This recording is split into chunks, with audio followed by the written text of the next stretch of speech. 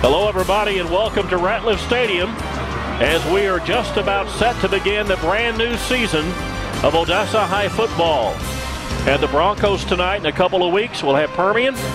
But tonight begins a new era here at Odessa High as former Permian player, most recently Lubbock Estacado head coach, Danny Servance is on the sideline tonight. Ron King was here for 10 seasons.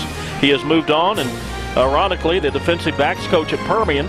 And so Danny Servance will be coaching his first game on the sidelines tonight for the Broncos. The Broncos deferred the toss. That means they will be kicking off and will receive the second half kickoff. And so we'll take a break and be back for the opening kickoff of the 2016 season, so stay with us. So that's why I learned how to train possums. Now sweet coming out the bushes. For listening to Donna drone on, you deserve the sweet treat of a Diet Dr. Pepper. That is sweet. How sweet? I don't know. Honey, who are you talking to? It's no one! That's right. He didn't listen to Donna. You did. I can see you talking to a little man. Okay, it's a little sweet. Hey, man. Diet Dr. Pepper. It's the sweet one.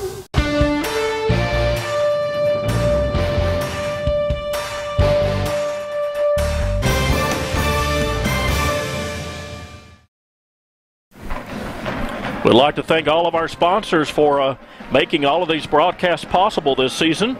For the Transglobal Productions and Dr. Pepper Game of the Week, State Farm Insurance Agent Mike Podzimny and Paving Pro are two of those that we'd like to say thank you very much.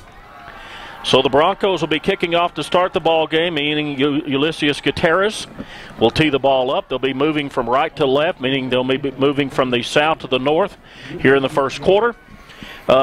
Keys to the game. What do you think it's going to take for the Broncos to start the season off with a 1-0 record? Well, I think you said it, Barry. This is a new beginning, a new offensive and defensive scheme, new terminology on both sides of the ball, a mostly new staff, and we'll talk about that as we go through the broadcast tonight. But I think defensively, since they're going to start on that side of the ball tonight, they've got to be fundamentally sound in alignment. They got to be fundamentally sound in their technique, play what they've been taught, and adjust as the game goes along. It's a new scheme. They'll be running a 3-4 defense. We'll also talk about that as they go through the contest. So here we go, Barry. So Trey Manahan back to receive the kickoff. It's going to come down to him at the 6-yard line, and the season is underway. Going to cut across the 30. 25 back up to the 30. He's going to be pushed out of bounds at about the 34-yard line, and that's awful close to the sideline. But the Broncos now defensively will be set up there at the Lubbock Monterey 33. Good job right there by the Broncos special teams. That's another key, I think, for them tonight. They've got to be very sound in the special teams, the kicking game, get the field advantage or field position to their advantage, and give their team a chance to work with either a short field offensively or make the other team go a long distance. Shaq Watson, Urias Alfredo are going to be at the end. Estevan McClure and Boy Hernandez are the interior linemen. We'll get to the rest of them in just a moment. As Jaron Jones will take the ball and pitch it out. They're going to get across the 30, down 35 to the 40. He may take it all the way, folks. He may go all the way down to the 15. No, pushed out there by the Bronco defensive back, coming up to getting Colton Beard, and that toss was out to Manahan. And you can see on our replay here, he's going to step out at about the 46, Barry. Just a little quick wide receiver screen. Actually, it's the back coming out in motion. Just got him the ball. Did a good job of blocking out on the corner. He's going to step out just a little bit before you see him there. And they bring it all the way back to the 46. Nonetheless, a first down for the Monterey Plainsmen. They got 13 yards on that very first play from scrimmage and going to lose about 3 or 4 here as the Broncos very quickly come up there to make the hit, and that's McClure.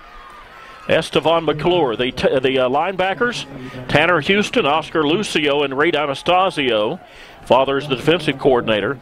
Aaron Ochoa, Devon Aguilar at cornerback. Beard, one of the safeties. We're going to have to check. We had Lopez and at one safety, but he was out without a uniform just a moment ago, and we'll see who is taking his place. Clip right there. Going to be a clip that's not called, and again, they're going to get the ball out. He's down the sideline. He may go all the way. There is a flag that finally did come out. The pass was completed there to Jacob Rios. I'm sorry, was completed there to Well, that's the quarterback, Barry. yeah, that was Jared Jones just kept the ball. I'm sorry. But the flag is going to bring it back. Boy, Rios had it all the way down. Jones had it all the way down the sideline. Yeah, he just tucked the ball and ran. And thanks to a penalty, that kind of sprung him. Had a block in the It's going to be back. a hold against the Broncos and against the Monterey Plainsmen. Going to move them back. Did we check and see who's in for Lopez at Rover? I believe it's number 28. That is 28 for Odessa High. Miguel Gomez is playing the Rover position right now for the Broncos. We'll give you the our officials tonight also here after this play, Barry. So it's going to be 2nd and 20 now after that holding call. Jones, his first game at quarterback for Monterey, going to keep it again. Going to go up inside, and looks like the ball came loose for a second, but quickly recovered. Tackle made there for the Broncos by number 60. I think that was Gomez, the nose, Barry, coming to make the play. It was 50, not 60, you're right. It was McClure. Ronnie Lynch is our referee. Delvin Gwynn is the umpire. Pat Gray's the head linesman. Albert Cortez, the line judge. And Corey Marshall's the back judge. Well, they got 3 on that one. Then they pitch it back to the running back here. And very quickly is Tanner Houston up to make the hit on Zay Johnson. And Monterey is going to have to kick the ball away. So Bronco defense kind of bent a little bit there, but a couple of penalties saved their buns, and it's going to be Monterey kicking the ball away, and we'll get our first look at the offense. And that offense, Barry, I think tonight's got to develop some confidence as a group, let the game kind of flow and come to them, settle into a rhythm, and make the adjustments as they go. We're going to see a one-back spread offense as the punt takes place here, and we'll set the offensive line up for you here in just a moment. And just wisely moves away from it, does the returner for the Broncos, Jacob Rios, and so the Broncos will be on offense. So they will have on offense Chase Webster and his good buddy Keevy Robinson at running back. Probably see Nathan Lavario as well.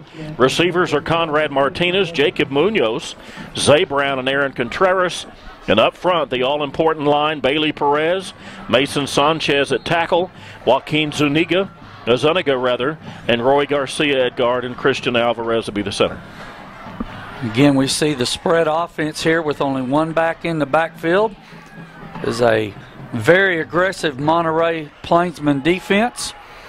Let's see what we do on first down here. Webster's going to get it maybe back to the line of scrimmage. That's going to be it. 5'7" quarterback. Does that present a problem trying to throw the ball? Well, not necessarily, Barry. I think we might see him roll him out a little bit tonight, but Chase does a good job. He was on the JV last year, did an excellent job of throwing the football for them, and we'll see what he does as he progresses through the game tonight. Well, they bust one right up the middle there. Well, they're very high on him. Number 21 is Keevy Robinson. They say he's got a second gear, unlike any other, but it looks like there may be a flag on the play, and they're going to bring this one back. Good job of getting some blocking on the inside there, but it's going to come back the other way on a holding penalty, looks like inside.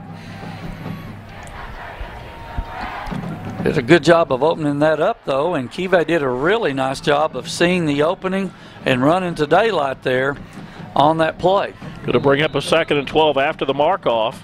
But Coach Servance and his quarterback Webster both were talking about how he can shift into a second gear unlike any other. Well, just like that, you saw him get through the line all the way up to the 20 to the 30-yard line, so a gain of 4. And we'll bring about a 3rd down. And there's our replay right there. Good job on the right side of the line. That's Garcia, Sanchez, that group opening up a hole for Robinson to get through, making this a manageable 3rd and about 8.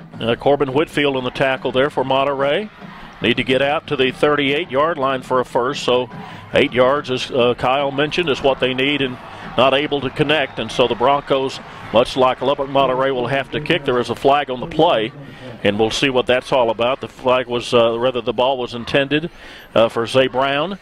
Fell incomplete. And he's getting held by Orange Simpson right there, number 31, coming out of the slot. That would result in a 1st down. Again, we're going to get the call here in just a moment, but it sure did look like he was being held coming off the line of scrimmage there. Chase was trying to hit him on a little seam route. And trying to run a little seam route right up the hash there and was getting held. Be a first down and a new set of downs for this Bronco offense. So now from the 40-yard line, Broncos back in business again. Chase Webster, the quarterback, Robinson, the tailback. Now explain how this offense works. It's a one-back, what you call it? Spread offense. One-back spread offense. You're going to see the quarterback in the shotgun a lot. They want to spread the defense out. You can see number 78, Bailey Perez, pulling from his tackle position, getting up inside. We call that a tackle trap.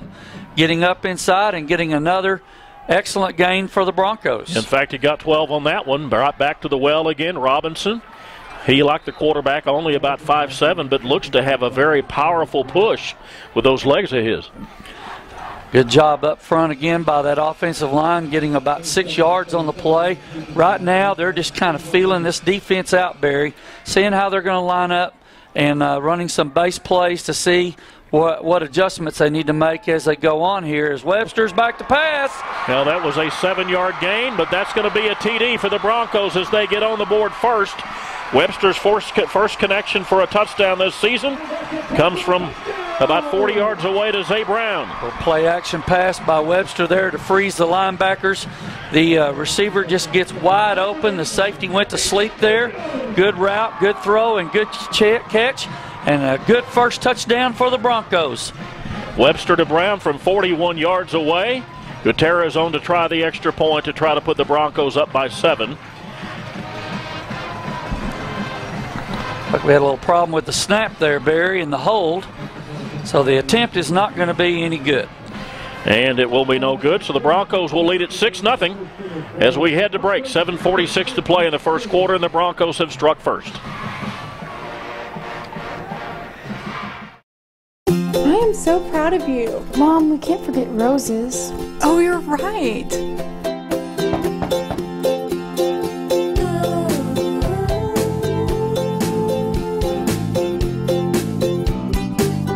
When it comes to great food and good times, make it Rose's Cafe. For over 30 years, we've been a part of those special moments in life with fresh and delicious comfort food, Rose's style. After all, life is better with Rose's Cafe. Welcome back to our Transglobal Productions Dr. Pepper Game of the Week, brought to you in part by Cable One and by E&E Service and Supply. A good job of taking the ball. First time they had it by the Broncos, moving down for the touchdown. 62 yards in all, about a minute 56 off the clock. Took them 5 plays, and the payoff was the 41-yard pass from Webster to Zay Brown.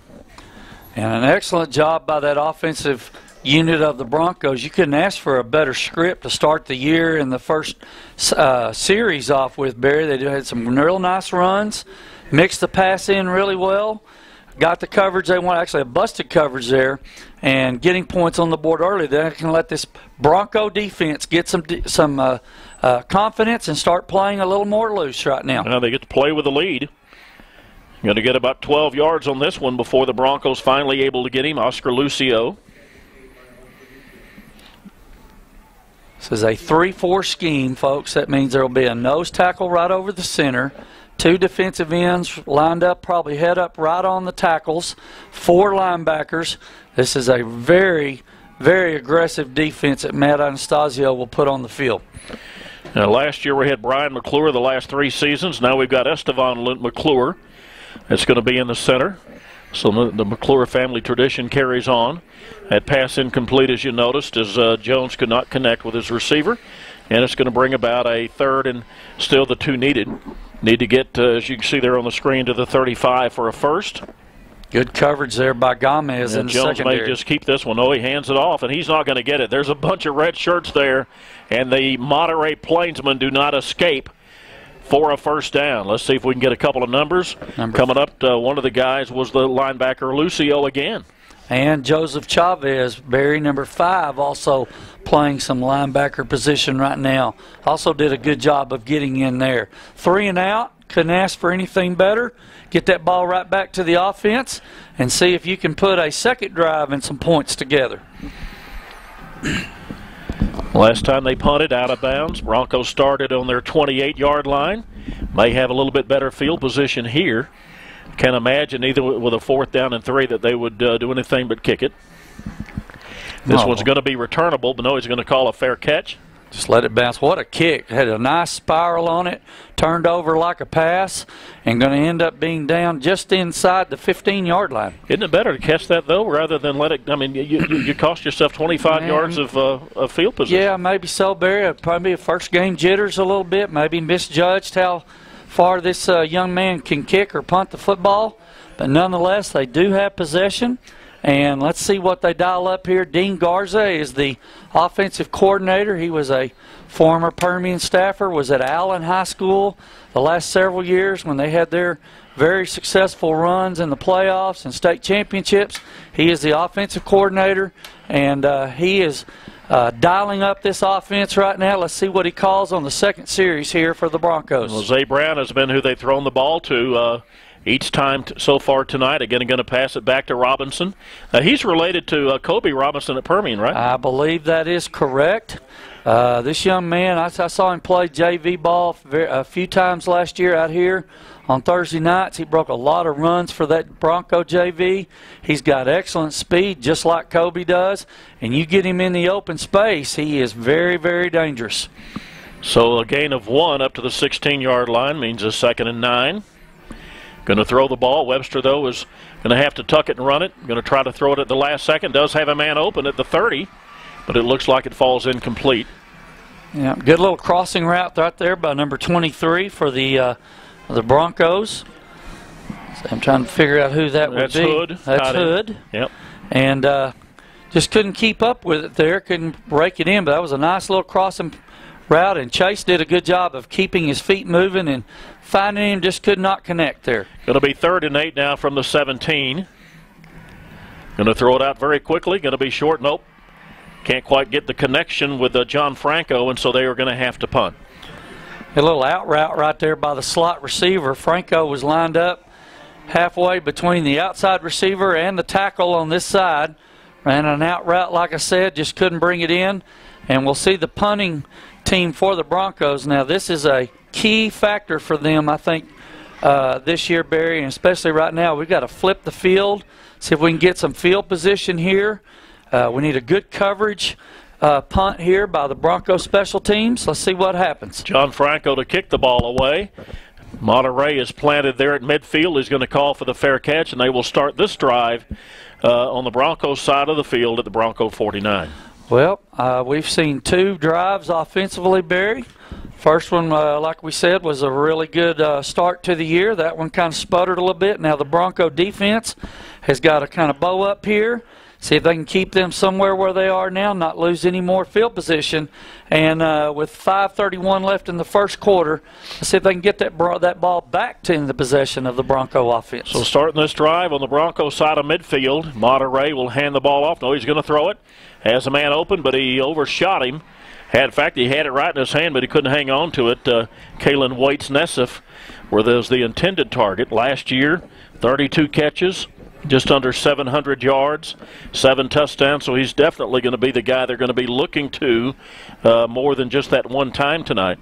So the misconnection is going to be 2nd and 10. Look for him to hand it off inside, which he will. But again, the Broncos are there to completely cover him up. And Zay Johnson has nowhere to go. Broncos going to run him all the way back to the end zone if they were allowed to. Up there to make the tackle, Joseph Chavez. And you see who else? I'll tell you who made the initial hit, Barry, was, McClure? Again, Estevan McClure coming in from the nose tackle position. Excellent job of getting penetration and made the hit, made the back bounce out. And then, as you said, Chavez and some other guys making the play. Well, it's 13. They need on 3rd down. He's not going to make this one. They're going to run him out of bounds after a gain of maybe 5, but he needed 13.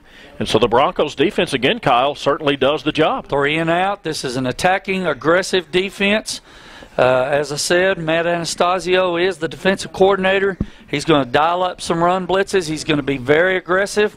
These guys are going to run to the football. We've seen that on 3 straight possessions now by the Monterey Plainsmen. Give the Bronco defense credit, and that ball's coming right back to our offense. They're going to punt this one away from about the 41, so if they let this one go through, they should come back out to the 25-yard line. Another great punt Oh, get on that football.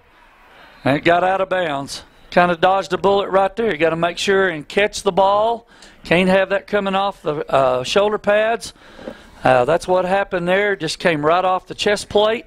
But no damage done. Broncos still have the ball. They'll have it 1st and 10 right at about the 21-yard line of Odessa High. Well, as we talked about earlier, Danny Servant's era begins tonight. He was an all-state linebacker. John Wilkins' last couple of years at Permian, 84 and 85, went to Baylor, played under Grant Teff. Went to Lubbock Estacado there as a head coach from 2007 to 15. There for 9 seasons, and they made the playoffs every year. Before he went to Estacado, they were 2 and 28 in the 3 years before, and then he promptly went 6 and 7, 3 and 8, 6 and 5, 9 and 2. In fact, he had 2 9-win seasons in his tenure there at Lubbock Estacado. And the other thing was he was a basketball coach at Permian. Yes, he was. He was the head basketball coach for several years. Yeah, 2000 to 2005. That's right, and did a good job there. I think they got in the playoffs once, I believe, maybe twice while they was at Permian. Barry, look right now. I don't know if our folks at home can see it. Right now, Monterey is playing man coverage with no safety help. Watch them go deep here, which that's what they're doing, and almost got connected there. And again, looking for Zay, but Zay Brown couldn't connect. Going to bring up a 2nd down after the mark-off. Going to be 2nd and 15. Now, before he went to Estacado, he had not been a head coach anywhere. That was his first head coaching job at football. He was on the coaching staff at Permian with Darren Allman and the other coaches that you mentioned, Garza, that are here with him here. So the second head coaching job, I think they made a good hire. I think he's certainly going to get the kids motivated to play it. But again, I've got to say Ron King, the last 10 years, he got the most out of those Broncos, I think, every year than any coach could have.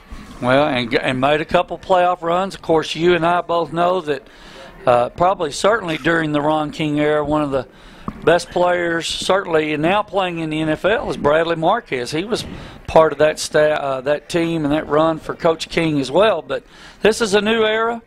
Coach Servants and this staff are going to try to build and continue on with this Bronco program as we look at 3rd and about 12 here. Yep, going to try to throw it. Webster has a man open. Will he connect? Oh, man, he had it right in his hands and couldn't hang on to it.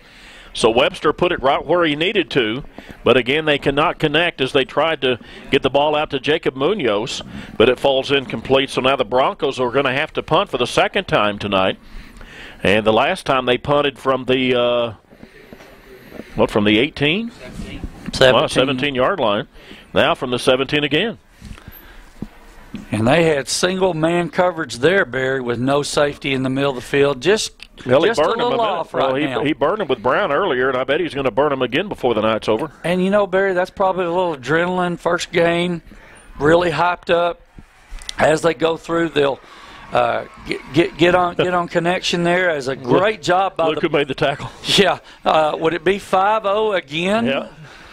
It was Estevan. And he's got the early lead, I think, tonight for our Dr. Pepper player of the game. What do you think? I think so. I've already got him unofficially for 2 tackles. He made that big hit on the last drive in the backfield to have the back spin off of him. And, of course, the rest of the Broncos helped make the play. But Estevan McClure is really making himself quite aware to the Monterey team right now. Well, he's resting at the moment, so who has come in to replace him is number 77, Caden Murray. Murray is there in on the tackle. There's a flag on the play. There's Murray, as you can see. He's no little fellow himself. The gain was about 5, but let's check the flag. And I believe this might be... Number 15 on the offense. It's going to go backwards. 10-yard penalty. And if the Murray name is right, also on this staff, Robert Murray is on the staff as well. He played at Permian. He was on the Permian staff. He was at Nimitz while I was coaching at what is now Wilson and Young Medal of Honor Middle School. He is on the staff as well, and I'm sure this Murray young man will be making some an impact as well. He's a good wingback at Permian. Yes, he was. Quarterback Jones is going to keep it. He somehow escapes a couple of tackles, but he's going to get out to midfield before he's surrounded by a bunch of Broncos, led there by Tanner Houston and a couple of others. Here's our replay, Barry. Watch as the guard tries to pull. coming from the backside. They do get a seal there. Got a little bit of him. Murray got a little bit of him right there. Make him have to spin, and then as you said, Houston and Lucio finish the job for the Bronco defense. Jones is going to keep it. He's going to have the first down all the way out to the Bronco 36-yard line. So he gets from the 45 for a 10-yard gain to near the 35, but again, another flag on the play. First game, Barry. There's going to be some mistakes. Another hold. Blocking back. Wow. On the offense. 10 yards from the spot of the foul. It's got to be frustrating. Coach Hutchison, Wayne Hutchison, the head coach at Monterey, he and Sir Vance were together in the coaching ranks up at the Lubbock Independent School District for a number of years. They never played each other. So tonight's the first time that they've actually faced off a team against the other. That's kind of surprising up there in Lubbock. They usually end up playing each other sometime in non-district or preseason. We see that a lot. Yeah, never happened. 2nd and 12 now after the mark-off.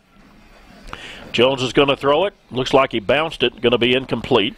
That's a slant route by number 15 right there. Well, they tried to get it into Waits Nosef, but his name is Kalen Waits-Nosef. And again, like I said, the leading receiver last season, so definitely going to be who they're going to try to throw the ball to, but that will bring up 3rd down from the 47. Yep. And again, we get to watch McClure tee off on the quarterback. Watch the secondary play here, Barry. Let's see if they go man or come up in zone or in zone. Looks like they're going to back off and play some zone. Cade Murray still in there for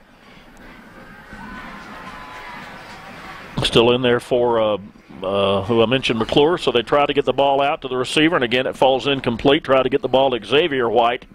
Falls incomplete, and again the Bronco defense, Kyle, doing the job. Has done the job, Barry. 4 possessions for Monterey. No points. I don't think they have very many first downs. According to Larry, they have 1 here in the first quarter with 2:28 left. You couldn't ask for a better quarter right now to start the season from this Bronco defense as well. Now let's see if the Broncos can see if they can come up with some good field position here. I'm going to field the ball. Nope, didn't get to it. Watch out. Oh, that's a turnover. Ivan Diaz kicked it. Broncos turn it over, and the fumble recovery by the Plainsman will give the ball in great territory down deep in Bronco territory after the second miscue. Yep, you can't have that mistake, Barry. Now they've got a short field to work with here from the 17-yard line. There's one where if you couldn't get to it, maybe you let it go and bounce on into the end zone. Take your chances from the 20-yard line. But again, this is a learning process for this team right now. That will be addressed and that will be fixed as we go on here. But a big turnover. Let's see what Monterey does with the ball here. Broncos with a 6-0 lead. 2 minutes and 9 seconds to play in the first quarter. Jones is going to get the first down, still on his feet, down to the 4-yard line before he's finally taken down for the Broncos by Urias Alfredo. And here it is. This is just a quarterback sweep on the outside. 17's going to get a chop block right there. Does a good job of getting it sealed. He keeps going outside. And they're set up 1st and goal at the 4-yard line. And did he signal touchdown? No, they're about a half a yard short, Barry. About a half a yard. That's just, again, right up the gut. I think we may see the same play here. I wouldn't be surprised if number 11 doesn't keep the ball right here. Let's see if 17 leads him up into the hole there on the left side. Now I'm going to take him outside and cut back up in. Well, his foot got in there, but the ball got in there. Did not. Ball did not cross the end zone. Good job of running to the football right there. Esteban McClure again from the nose tackle position, sliding down the line of scrimmage. Actually lost a yard, looks like, Barry. Going to be 3rd and goal from the 2. From the 1. Already corrected me. Thank you, Mr. Thornhill. So 3rd and goal now from just about the 1-yard line. Again, will he keep it or will he hand it off? Here's to Zay Johnson. Pistol formation. He didn't get it, Barry. Handed off McClure again. Yeah, handed it off to Trey Manahan, and it's going to be a 4th and goal. Well, preseason game, What do you do? Go for it. I go for it.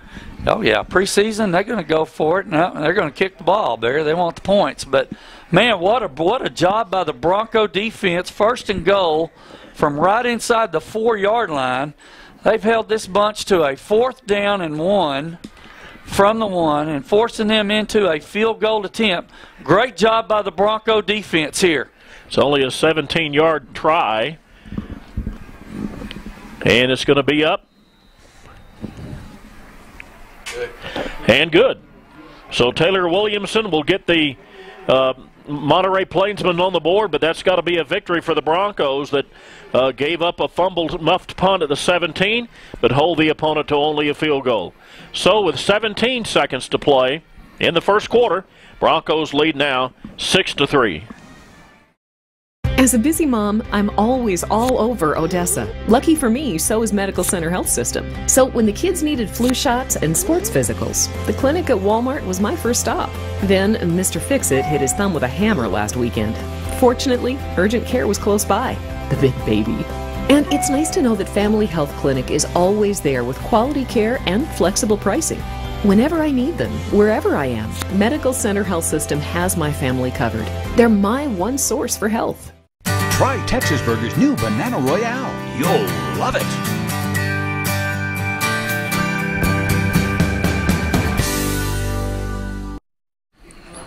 The Transglobal Dr. Pepper Game of the Week brought to you in part by these sponsors, the Odessa High Booster Club, the Permian Booster Club.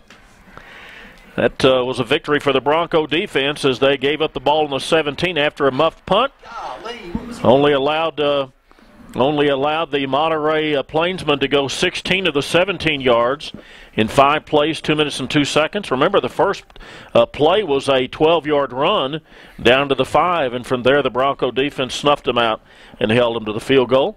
And now after the kickoff with 10 seconds to play in the quarter, the Broncos will start this one from the 19. And I think this will probably be a play where they just try to get a couple yards maybe in the run game here, Barry.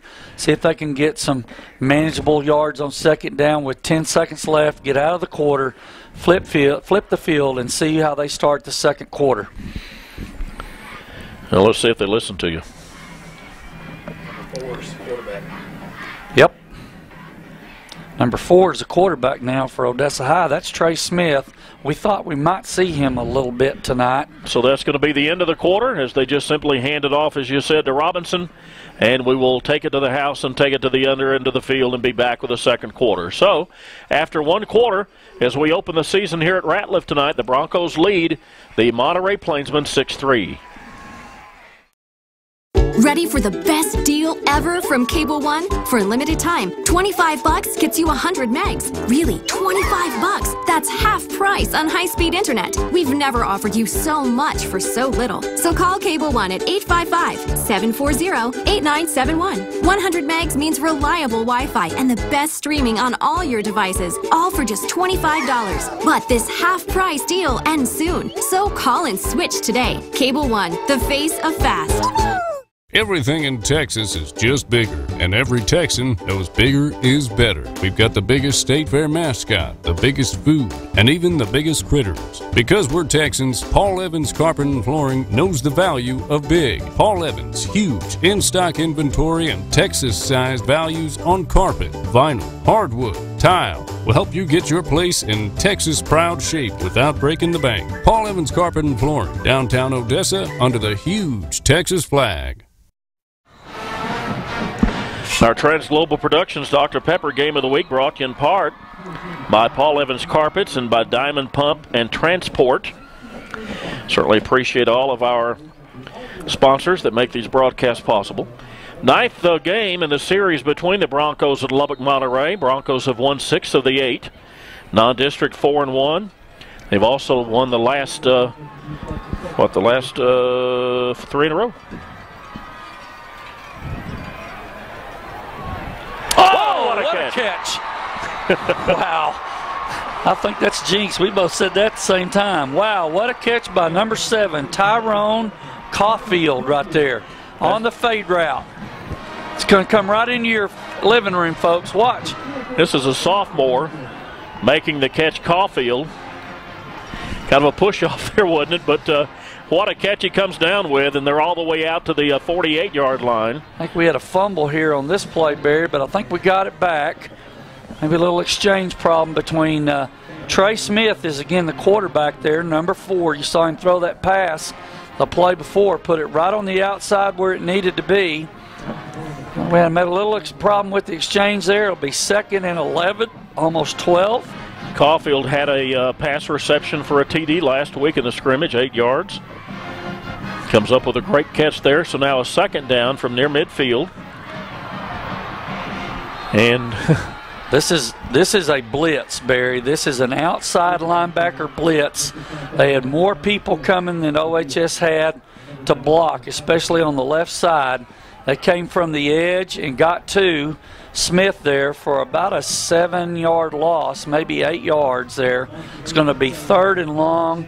I would think this might be a very conservative call right here. Well, it's 3rd and 19. They have to get to the 38-yard line for a 1st down. And this is the same thing from the other side. He almost got it away, but they brought the blitz from the bottom side of the formation here from the outside. I think that might have been number 6 coming on the blitz, number 5.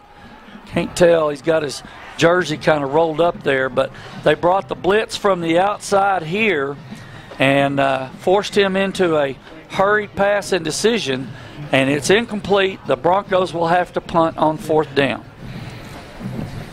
But punting from midfield, they should be able to flip the field a bit this time on Monterey, who will be starting probably somewhere near the 20-yard line. A nice punt by Franco.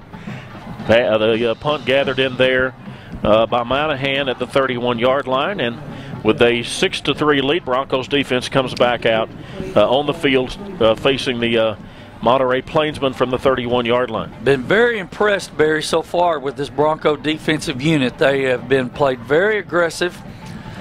We do have a penalty marker on the field on the far side over there at about the 31-yard line. Well, we'll see what the call is. Apparently the officials waiting till tonight to do their laundry. Well, and again, this is the first game varsity-wise first game for everybody, yeah. Now, they've probably done some scrimmages and maybe some sub-varsity. Hey, there's a good shot there. What do you think of the uniforms the Broncos have? Well, I like them. I think it's a little different. We've seen them usually wear their white pants at home. They're going to wave the flag off there, as you saw on the monitor on the screen. I kind of like it, Barry. I think it's a little different. And Mickey Rivers said one time when they started wearing those Ranger uniforms in red, it looked like a bunch of blood clots running around. But I like it. I think they look very good. They're playing very well, especially like we said, this bunch. Let's see if they can keep the ball, keep it in this area here, and get another 3 and out and get the ball back to that offense. So starting from the from the Monterey 31-yard line. Again, Jaron Jones, the quarterback. Going to flip it. Nope, it's going to keep it. Go back around the other side. Number 5 there for the Broncos. That's Joseph Chavez coming in to make the play from his outside linebacker position. It's one thing you have to do in this defense. If you're on the backside in the spread, you have to stay at home, look for the cutback, or in this case, he just tried to roll back around to the other side. Chavez did a good job of containing and making the play for only about 2 yards. That's Lawson at quarterback, number 14, you noticed. He's going to throw the ball out, has his receiver. Going to get close to what he needs for the 1st down. Beard and others there to make the tackle on the receiver. In fact, they got the headgear off, but maybe enough for the 1st down as the pass was completed to White. White's going to be out. Nope, it's going to be a little bit short of what they need. Going to mark it at the 44-yard line. And they just ran the slot receiver into a little hook zone right there. Brought the back out into the flat over here to pull the linebacker out. They had a window there to throw the ball in, a little open area in the zone. Good pitch and catch and a good 1st down for the Monterey Plainsmen. I said he was short. He did have the first, so now from the 44. We're into the 2nd quarter now. Broncos with a 6-3 lead. Going to just whip the pass out there again. Going to get close to the midfield stripe before he's brought down for the Broncos by Beard. Colton Beard made the tackle. And again, the pass completed to White. Was that 15 or 13? That was 15, I believe. So no Seth, the quarterback, the reception there. Going to be out to midfield for a good gain of about 6. Inside handoff, good contain. Oh, bounced outside. Made a man miss right there, and finally going to be brought down by Beard again. Beard's been a little busy for that Bronco defense as well, Barry. Also in there to make the tackle, Joseph Chavez, number 5. You see, had him bottled up right there, but lost contain on the outside from the outside linebacker position. Makes a good move, and another guy to miss right there. Beard has to come up from the safety position and make the play. And we're going to have, we got another penalty, Barry, back here at the 42-yard line. There's a flag on the play. This is probably going to be, well, the way they're talking, this might be against Odessa High. Let's see what the call is here from our referee. He's still going to make sure he's got the right information. This is, again, Ronnie Lynch, our head referee. Talking to Coach Danny Servance there, you can see him getting the explanation. Here is Ronnie Lynch with the call. We have unsportsmanlike. Number 41 for Odessa. He continued to participate in the play after his helmet had come off. So we had an unsportsmanlike conduct call. Illegal substitution. And he is not disqualified from the contest, but he will come back in. I don't know if he's out there or not. Well, a good run again by the quarterback all the way down to the 15-yard line before coming up to make the tackle for the Broncos. Is that Chavez again from the linebacker spot, number 5? Well, I thought it was number 6. I think that might have been number 5. I saw him come from the inside there. Yeah, 5 is, without Lopez playing, that 5 is Chavez. He and Gomez have been playing that position. Thought for sure that was a 5. Anyway, we're back to play here as Monterey is going to be out close to the 10-yard line. And certainly working their way toward that is a 5 at safety, trying to work their way down to the end zone, trailing this one 6-3. Broncos scored their first on the first series of the game on a 41-yard pass from Webster to Zay Brown. That's a wide receiver screen on the outside. Look at the trips down here, 3 receivers. That's what the play was there. They handed off back inside. And looks like number 31 for the Broncos, that's C.J. Washington at outside linebacker making the play. A lot of defensive players coming in for the Broncos here in the first game of the season, which is good. Going to find out who's able to play for you. Going to be 2nd and goal now from the 7. Build some depth, Barry. That's a good idea in this first game here. See what your kids can do early in the year. Going to be 1st and goal from the 7. Let me correct myself. Hand it off inside to that diminutive tailback, number 3, Zay Johnson. We'll get maybe a couple down to the 5-yard line. This is where a little while ago that Bronco defense suddenly stiffened up. And the Monterey Plainsmen not able to do anything as far as scoring a TD, had to settle for the field goal. So see if the defense can bow up one more time. Going to throw the ball this time. Has a man open. Is he going to be within the field of play? No, it does fall incomplete. So Lawson's attempt incomplete, bringing about a 3rd and goal from the 5. That's a corner route from the number 3 receiver, the slot receiver inside. They brought the 2 outside receivers in and then just ran the corner route off of the slot. Had it open, could not connect. And as you say, 3rd down and goal from the 5. Now let's see if they try to target 15 again. And they do. And so Waits Nosef comes up with the pass reception from quarterback Bryson Lawson. So Lawson to Waits Nosef, good for the TD. Just a very quick hitter on a right across the middle. And the Monterey Plainsmen are on the board for the first time with a TD. That was a slant pattern coming from the 1 receiver side up at the top. Did not have inside leverage to take the slant away. The play action pass held the linebackers, and they threw the quick slant, as you said, Barry, right off inside for a touchdown. Looks like we've got a timeout on the field. Be back in just a moment. So pending the extra point, the Monterey Plainsmen lead it 9-6. Williamson will try the extra point when we come back. So that's why I learned how to train possums. Now sweet's coming out the bushes. For listening to Donna drone on, you deserve the sweet sweet treat of a Diet Dr. Pepper.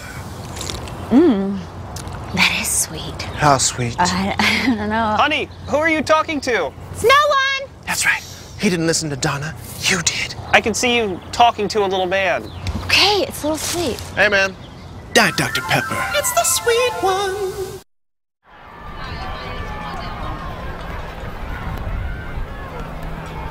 Thanks for coming back. Our Dr. Pepper Transglobal Productions game of the week. Taylor Williamson in to try the extra point. Try to put the 10th point of the night on the board for the Monterey Plainsman, and he is true to the mark. So, 7:06 to play in the second quarter, and the Broncos trail this one 10-6 to Monterey. Be back to Ratliff in a moment.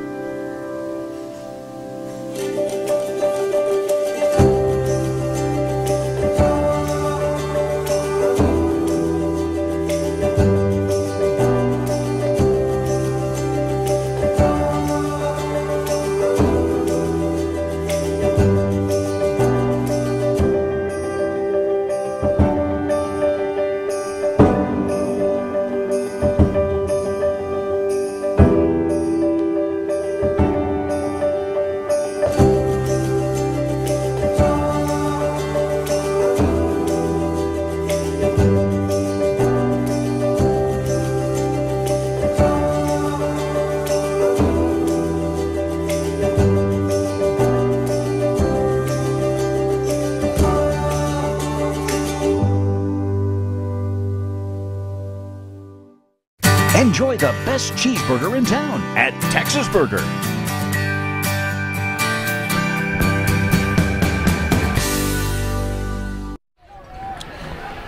Our Transglobal Productions Dr. Pepper Game of the Week brought to you in part by Texas Burger and by the Permian Basin Area Wide Phone Book. That drive by the Monterey Plainsman to take the lead tonight. 9 plays, 3 minutes and a half, 69 yards, the 5-yard pass from Lawson to Nosef. And the Plainsmen have the 10-6 lead. So after that first drive by the Broncos, they've kind of hit a rough spot. Yeah, it's important, I think, for the Bronco offense now to get back on track, put some plays together, see if we can get some points on the board with 7:06 left in the half. Let's reestablish offensively the line of scrimmage and mixing the pass and the run. Let's see if we can put some plays together, get that Monterey defense on their heels a little bit, and reestablish some momentum for red and white. Couple of scores here, Barry. Right now, Vandergrift High School out of Austin up on Permian 17-6 with about 6 minutes in the second quarter. We have 2 new teams in the district. We're not new to us. Friendship High right outside of Lubbock is in the district this year. They're up on El Paso Montwood 17-7. We have another penalty on the play. I think it might be offsides. Webster, by the way, will be back in at quarterback. Okay. San Angelo Central is playing Abilene High. On the kicking team, it'll be a 5-yard penalty for the re-kick. We lost Abilene High out of the district when the realignment came in January. Central is up 28-7 on Abilene right now. And Lee is playing El Paso Coronado at Grande Communication Stadium. It's 14-6 right now. Midland High defeated El Paso Franklin last night, 56-28. And we have Amarillo Tascosa, the team that knocked Permian out of the second round of the playoffs last year. Tascosa defeated Amarillo Paladura 44-14. Yeah, they ran for 455 yards in that ball game. That's the flex bone offense. You don't see the option, or it's a hybrid, if you will, off of the wishbone. They run it very well up there. Yeah, that's who Monterey played last week in their scrimmage. I asked Coach William and Coach. Man, mine just went blank. Livingston, right? Yeah, Hutchinson about him. That's what you think. There's another flag. And he said that, well, it's kind of hard to tell. He said they had a lot of guys graduate, but he said, boy, they're a tough bunch, though. Talking about Tascosa. And really, I think, looking at the district on paper, I think the 4 playoff teams, they're going to pick the flag up, as you noticed. I think the 4 that are kind of above the other 3 will be Tascosa, Angelo, Permian, and Wolford. Well, time will tell. Everybody's got to get their non-district games in, get their feet underneath them, if you will, for the season, Barry, and see what happens. A lot of things can happen in this crazy district. You and I have seen many ball games and many contests in this district that are just decided week after week by week. You can't take 1 week off in this district. You cannot underestimate anybody. Certainly Amarillo, Tascosa, and Friendship coming in, 2 programs coming from the Panhandle that have had some success the last couple of years. We'll see how it plays out. Certainly I think San Angelo right now is the team to beat in this district. So now Chase Webster back in at quarterback. We'll start from the 25. After all of that, he's going to flip it out to Franco, and Franco's going to get tattooed. He caught the pass, but he also caught a defender right in his face, and Donovan Jones puts him on his backside for a loss of about 5. And the corner just came right off of the wide receiver. Here's the replay. Watch at the top of your screen. You'll see the corner coming in. He was unblocked by the receiver out there. That block has to happen. He can't allow him to cross his face. Allow that receiver to make the catch and get on around the corner. Did not happen on that play. Yeah, that cost him. Morales not able to get the block, so it's going to be 2nd and 15. Webster's going to run it. Webster's going to get close to the 30. It's going to be about a 3rd and 5 by a good read by the quarterback to keep the ball and push the ball up for a good gain of 10. And he's rolling out this direction. His intent was to pass, but nothing open out here, and he saw the corner open. Good job by Chase of keeping his feet moving, getting on outside, and making this a manageable 3rd and 5. Certainly manageable. They've got Robinson in the backfield. Is he a guy you think they'll involve in the passing game a whole lot? I think eventually, Barry, you'll see some things as he gets lit up right there by number 2, coming from his safety position. That's Corbin Whitfield coming downhill to make the play. Excellent job by him reading the play, getting downhill into the hole, and holding Robinson to a 1-yard gain. But I think you'll see him with some screens, probably some little bubbles out as the year goes on. They'll get him involved and get him in open space with the ball and see what he can do once he gets on out there. So Franco again back to punt, this time from inside the 20. So again, Monterey is going to come away with pretty good field position somewhere in the neighborhood of their 40-yard line. Good punt. Just a nice punt by Franco and a fair catch caught at the 38. Good coverage down there by the Broncos. That's number 22 for Odessa High down on the punt team. That is Nathan Laverio. Good job by him getting down there and not letting that receiver go anywhere with the ball. It'll be 1st and 10 from the 39-yard line of Monterey. Broncos trailing this one 10-6. They scored the first time they had the ball on a 41-yard pass from Webster to Zay Brown. Offense has kind of stumbled since then. They've given up 1 field goal, a short one of 17 yards rather, to Monterey, and just a moment ago a 5-yard TD pass by the Plainsmen have got them on top in the ball game. Nassif will come up with this one, going to be across midfield, going to step out at the 47-yard line. So that's a nice gain from the 39-yard line to the 47. It's a gain of, 15. And I think the adjustment right now for Monterey, Barry, is they've decided they're going to go with the short passing game, get the ball out in the flat and space, and see if this Bronco team can come up and make the tackle. And Jones is back in at quarterback, going to dump it off again in the middle. A lot of space there. Catch is going to be made all the way down to the 30. Going to dive down into the 28-yard line. Caden Jenkins on the reception. Beard came up to make the hit. But again, Monterey has kind of found something that's working for them. That's a short crossing pattern from the slot receiver coming from the top back down to the home sideline. Wide open. Good job of making the read in the pass. And another 1st down for Monterey. Now from the 27-yard line, going to be changing the play. Broncos defense has got to tighten up here. Back in at nose tackle for the Broncos again is Murray. And the second time out of the game called by Lubbock Monterey. So 4:55 to play before halftime. Plainsman 10, Broncos 6. As a busy mom, I'm always all over Odessa. Lucky for me, so is Medical Center Health System. So when the kids needed flu shots and sports physicals, the clinic at Walmart was my first stop. Then Mr. Fix-It hit his thumb with a hammer last weekend. Fortunately, urgent care was close by. The big baby. And it's nice to know that Family Health Clinic is always there with quality care and flexible pricing. Whenever I need them, wherever I am, Medical Center Health System has my family covered. They're my one source for health. Enjoy a Texas Burger chicken strip dinner today.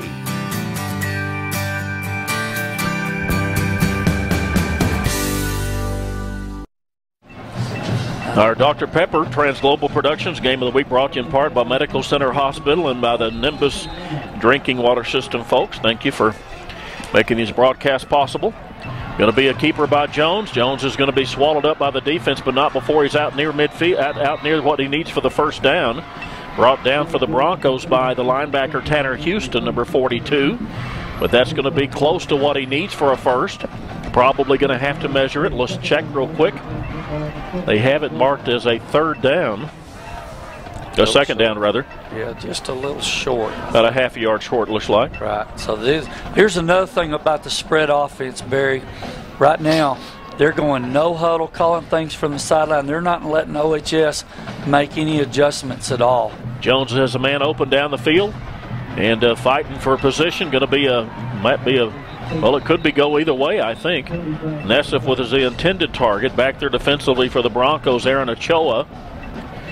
Looked like a little bit of push off on both sides, if you ask me. They both had their hands on each other. That's the fade route to the corner of the end zone. As you see, our officials are talking about it over there. I'm like you. I think this could go either way. They both had their hands on each other, both doing some shoving and pushing. We'll see what the call is here. Yeah, maybe not. They're still going to talk about it down here. Again, this is the first game for these officials as well. They're got to get their feet underneath them as well. Here's the call. Penalties.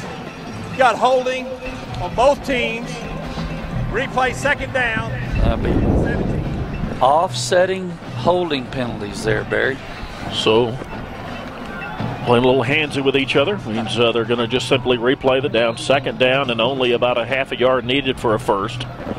Jones is going to hand the ball off inside. They're going to get the first down and only down to the 16-yard line before he's taken down to the turf.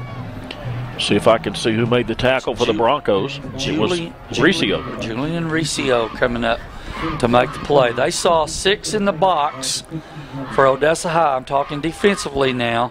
Their read there was to give the ball to the back and let him get the first down. And they did a good job of blocking that and doing just that. Going to hand the ball off. I know the quarterback's going to keep it here, and just a good job by the defense to come up and put the stick on him.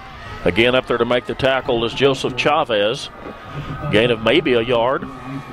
Actually going to give him a couple to the 14. And Riccio stuck his nose in there as well, Barry. Again, number 1, playing safety right now for the Broncos. Did a good job of reading it and getting up inside. Okay, they're rolling their safeties and corners up. Going to play man. Tried the slant. Good coverage right there by number 20. Is that 28? White was the intended target, That's but number 20. Yeah, just a good job of getting in there defensively for Charles McClure, and the pass falls incomplete. Going to bring about a third down and 9. This is a big play, Barry. This could be a 4-point play. Fans at home that have been watching this the last couple years, I've talked about 4-point plays. This is if you can get them a stop right here and hold them to a field goal, you're only up 13-6. That's a touchdown. If you can stop, if you can't, you hear. Well, I'd figure out where 15 is. I can tell you that. Yeah. Oh, don't lose contain. Well, they got Jones on the run. He's going to keep the ball. Going to get down into the end zone. He's going to score from 14 yards out. Well, they were back there defensively to keep the throwing lanes clogged up, but he found an opening there on the left side, was able to scoot all the way into the end zone from 14 yards out. And you said the 4-point play comes to fruition pending the extra point by the Monterey Plainsmen, up 16-6 with the Williamson extra point coming up. And they lost contain on the backside here, Barry. Now, how do you keep from doing that? You got to stay outside. You can't get sucked in thinking that he's going to take off running the other way. You let him cut back to you and take an angle so that he doesn't get outside your shoulder and get to the sideline like he did on that play. That'll be an adjustment that they talk about, especially, I think, at halftime. So a tick under 3 minutes to play before halftime. Plainsman 17, Broncos 6. Are you sure we should take this billboard down? People find out State Farm does car loans as well as they do insurance. Our bank is through. Good point. Grab an edge. Look, there's 2 guys on the State Farm Borrow Better banking sign. No, for real, there's 2 dudes on the State Farm Borrow Better banking sign. Gentlemen, please get down from the State Farm Borrow Better banking sign. Phil, get the hose. Okay, he's getting the hose. All right, let's go. Want to borrow better? Contact State Farm agent Mike Podzemny about a car loan that can save you hundreds.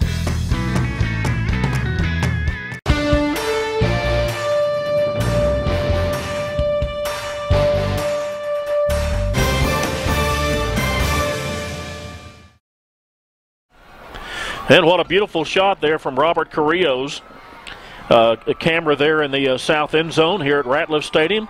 As we started play tonight, 75 degrees, 68% humidity, southeast wind at 16. It's just a beautiful fall afternoon. Not quite fall yet on the calendar, but it certainly feels like that here at Ratliff Stadium. Our Transglobal Productions Dr. Pepper Game of the Week brought to you in part by Odessa College and by Hokenthorpe CPAs. Going to bring it out to the 25. That drive by the Monterey Plainsmen, 61 yards, 7 plays, 2:14 off the clock, and the run by the quarterback from 14 out has them on top. So the last 2 drives by Monterey, Kyle, 69 and 9 plays, 61 and 7, and 2 TD. And the defense, we were talking about in the break, Barry, the defense will have to adjust to the speed of the game. What you do in practice is not the same as what you see in the game or the game situation. They'll have to make some adjustments defensively, but right now we need some points before the half out. With 2:59 left, let's see if they can put some plays together and get some points and some momentum going into the half. So Webster's going to air it out here on first down, has a man open, but not quite able to connect to him, and it falls incomplete. The pass intended for Tyrone Caulfield, who had that catch earlier for the big gain. Weren't able to do anything with it after that. Webster and Robinson, quarterback, running back combination that have been together, they said every year that they've been playing football beginning in the 6th grade, and are going to be facing a 2nd and 10. Good coverage by the corner out there, making that pass very hard. They've got to find a way to get Robinson some breathing room. And if they can do it, we talked earlier about his speed and his elusiveness, but you have to get beyond the line of scrimmage for that to work. And that means the Monterey defensive line is winning the battle up front right now. That has to be addressed as well at halftime. Going to be now a 3rd and 14 needed for the Broncos. Have to get out to the 35-yard line for a first down. Going to have to throw it. Webster going to be pushed out of the pocket, and he's not going to be able to escape. They're going to get him back at the 18 for another loss of 3 yards. And again, it's going to be Franco having a punt. A 3 and out there for the Bronco offense. That's a good job by the Monterey front of winning that battle, like I said on the play before, getting to the quarterback and making Chase little uneasy back there on the sack. This is a very critical punt right here for the Broncos. They've got to get down and cover this with no mistakes. Well, again, Monterey's going to be somewhere near the 50-yard line, maybe inside the Bronco part of the 50. This one's going to come to rest at the Bronco 42-yard line. So Broncos will have their back just about up against the wall. The final minute and a half to play here in the first half. Plainsman up 17-6, and Lubbock Monterey now starting from the Bronco 42-yard line. With 2 timeouts also to work with, Barry. Odessa High right now needs to buckle down and cut this drive off. No points here. Go in with what it is right now. Make your adjustments. Didn't Monterey use 2 timeouts? Yeah, because remember they had one on the extra point. I thought one of those was a penalty. Was one of those a penalty? Really? Okay, well. Yeah, they've got 2 on the board Yeah, still. it does say 2 on the board. So the Broncos and Jones, first down. He's going to get around the corner, going to get a first down inside the 30. Finally upended there by the safety for the Broncos, Julian Riccio, actually linebacker Riccio. And Riccio will get him down, but not before. Monterey will push the ball down to the Bronco 25 for a gain of 17. And they're losing contain right now up front, Barry. They've got to stay in their lanes, as Odessa High is going to call timeout and talk about that. I would think that might be addressed right here by the Bronco defensive coaching staff about keeping their lanes and keeping contained and not letting this guy get out of the pocket and beat him with his feet. Minute 22 to play before half. We'll take a break. Forest Tire has kept you rolling since 1944 with 3 generations of ownership and 4 generations of management. Forest Tire carries the complete lines of Michelin and BF Goodrich car and light truck tires. And Forest offers more than just tires. Be it brakes, alignments, or shocks, your vehicle's best friend is Forest Tire. With 24-hour road service, you can count on Forest Tire for all your tire and automotive needs. Forest Tire, 8 locations in West Texas and southeastern New Mexico. Your new Texas Burger is now open at 191 in Fodry in Odessa.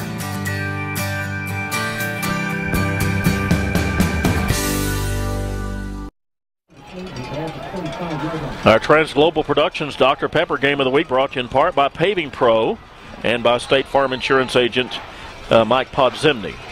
So it's going to be starting from the 25-yard line, first and 10. Go. Jones dropped the ball, and it bounced right back up to him. How lucky can you get? Up back there to make the play again with Chavez, the linebacker. Great job by Chavez. Knocked the ball out as he was tackling Jones, the quarterback. That's Boy Hernandez making the play too, Barry, number 47. It was Hernandez that knocked it out. From his defensive imposition, they did a better job of containing there, and there was some pressure. Yeah, they lost 12 on that one. Going to pitch it back to the running back. Actually, the ball kind of got pitched itself back to Manahan. And Manahan's going to be able to get up to the 25-yard, up to the 35-yard line. Yeah, that's a bad snap. The back actually did a pretty good job of picking that up off the turf. As you see our replay right there, he made something out of nothing. Didn't see who called the timeout here. Might be Monterey. Well, the tackle was made at the 40, so a loss again of 3 more yards and a timeout on the field to play. About 46 seconds to play before halftime, so we'll just keep it here. So you go into halftime. You started the game off with an excellent drive for a score, and then have given up 17 since then. So what do you talk about? I think you talk about being consistent offensively right now up front. You need to reestablish your offensive line and get them to, again, get some confidence, get some things going. If you're going to get the football to start the second half, if you can take that football and go get some points, you reestablish some momentum for your team. Defensively, they haven't played really, Barry, all that bad. They've just lost some contain on a couple of plays. They've had some penalties, and they've got to get themselves in a position, again, technique-wise, to make a play and get their offense back on the field. So as we come back to play, 46 seconds to play before halftime. Going to be 3rd and 18 from the 40-yard line of the Broncos. Again, they need to be very aware of where Nessif is. He's number 15, and also White, Xavier White, number 13. Those are the 2 biggest targets that Monterey presents. Jones back to throw the ball. He's waiting patiently, trying to find somebody to throw the ball to. Does complete the ball up to the 30-yard line, just inside the 30. And again, Nessif is on the reception end, but it's going to be not near what they need for the first. And see the rush coming from the top, Barry, getting held a little bit there. Apparently there's an illegal motion call or something back here before the play got underway. You saw that number 15, Nessif, made the catch.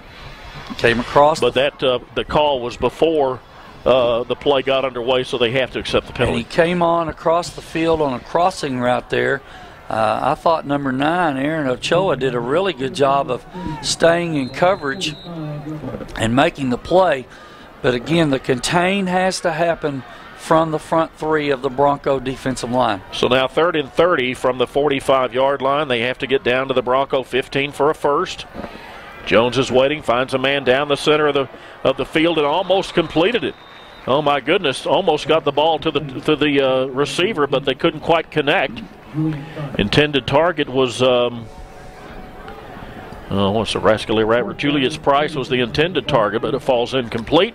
So the Bronco defense has done the job and will force the kick. Only 18 seconds, though, to play before halftime. Colton Beard from his safety position had pretty good coverage right there over the top of the post pattern running there.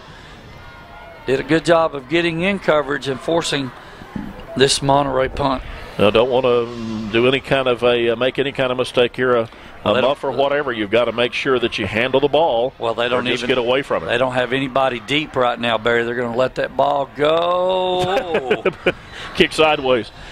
So the Broncos will have the 20-yard line when we come out, and only 8 seconds. So you just take the ball, take the snap, take the knee, and go. Yes. Or run around for 8 seconds. No, I think you just take a knee and go to the locker room and talk about your adjustments. I'm like you. I like what I see from this team right now. Again, they'll have to make some adjustments as we've talked about, but I expect this Bronco team to come out, and I think the first drive is very important to start the third quarter with. Yeah, they get the ball to start the second half since they deferred in the first half. So Webster will lead the guys back out on the field with Robinson and the rest. And just simply probably just take a knee, and we'll just go to halftime and talk it over. Oh, they handed the ball off. Watch out. Boy, Robinson almost busted it right there. And ooh, we got some people over here in the backfield getting a little chippy here. I think that's going to do it. No? Nope, 2 seconds to play. They're going to give them one more because they got the first down. Yeah. And we're to halftime. So we played 1.5 of football here as we open the 2016 season here at Ratliff. Broncos trailing the Lubbock Monterey Plainsmen by 17-6. So coming up, the Rosa's Cafe and Tortilla Factory and My TV 16 halftime show. On the other side of that, and the second half. Stay with us.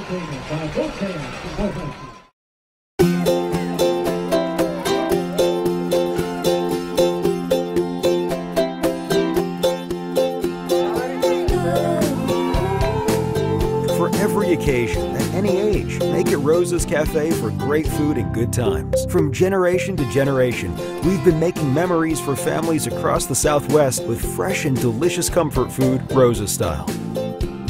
After all, life is better with Rosa's Cafe.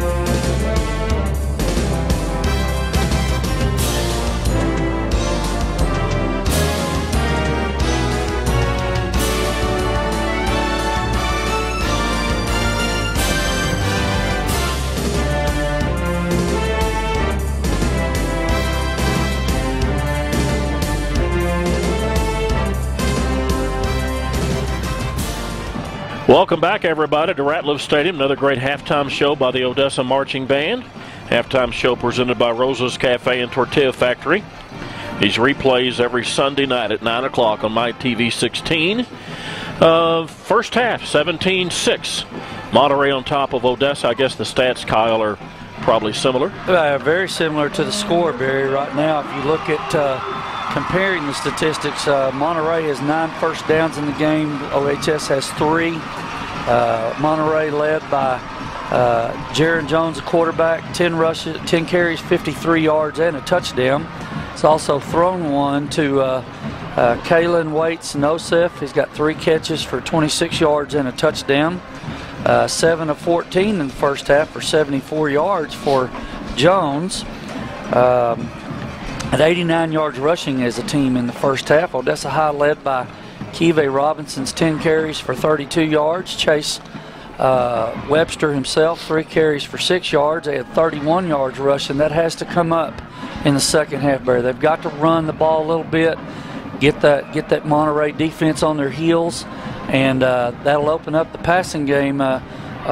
Webster 3 of 8 for 70, or I should say both quarterbacks combined 3 of 8 for 70 yards, led by Zay Brown's 41-yard touchdown catch in the first half. Yeah, that'll bump up your average pretty good. That sure will, absolutely. And Tyrone Caulfield also had 1 catch for 34 yards.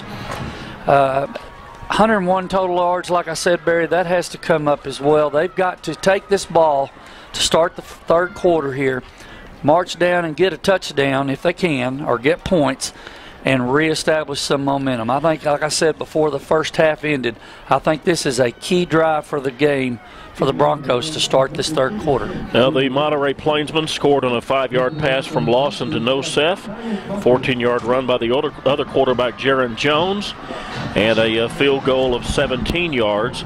Broncos had the 41-yard pass from Webster to Brown, and that was all they were able to muster. So they're going to start this one at the 17-yard line after Tyrone Caulfield's return. Broncos, as we start the second half, was with what Kyle terms a very important drive, trailing this one by 17-6. Need to get back on the board. They'll have Chase Webster at quarterback, Keevy Robinson the running back. Wide receivers, Conrad Martinez, Jacob Munoz, Zay Brown, Aaron Contreras, and John Franco. Along the front, Perez, Zuniga, Alvarez, Garcia, and Sanchez. So now from the 17, as we start the third quarter of play, going to throw a really quick hitter out across the 20, out to the 22-yard line. And the Broncos are going to get the ball moving. Justice Hood, the tight end. That's a fumble, Barry. I think they're going to call that a turnover. He fumbled as he possibly went down, and Monterey thinks they have the ball. Here's our replay coming up here in just a second. Little quick inside slot receiver screen. He did fumble before it came out. That ball is on the ground, and coming up with a fumble recovery, going to be the defensive lineman, Ty Derek Ranson. So the first play of the third quarter is a turnover by the Broncos. And Monterey's going to be in great field position starting now from the Odessa 25-yard line. And this Bronco defense has got to bow up early in the third quarter here and stop them, keep them out of the end zone. Absolutely give up nothing here and get that ball back to the offense as we see the inside handoff. A little minimal gain right there. A couple of Broncos in on the tackle. Tanner Houston from his linebacker spot. I've got him, Barry, unofficially 5 tackles in the first half along with Joseph Chavez. These linebackers have been very, very, very active. You and I have been, we talked at the half about how these guys have played very good on the defensive side of the ball. Jalen Benton at running back has the ball here down to the 10-yard line. Going to be far enough what they need for the first down. He's going to be down to the 9 before coming up to make the tackle for the Broncos was Cameron Lamone. So first series of the second half, going to be first and goal after the gain of 13 yards for Monterey. So from inside the Bronco 10-yard line, quarterback keeper's going to get him down to the 2 up there to make the tackle for the Broncos very quickly. Fortunately, was Devon Aguilar, one of the cornerbacks. Going to be a second and goal now from the 3. But first of all, we've got an injury timeout, so let's take the break with him. Be back to Ratliff in just a moment. So that's why I learned how to train possums. Now sweet's coming out the bushes. For listening to Donna drone on, you deserve the sweet treat of a Diet Dr. Pepper. That is sweet. How sweet? I don't know. Honey, who are you talking to? It's no one! That's right. He didn't listen to Donna. You did. I can see you talking to a little man. Okay, it's a little sweet. Hey, man. Diet Dr. Pepper. It's the sweet one.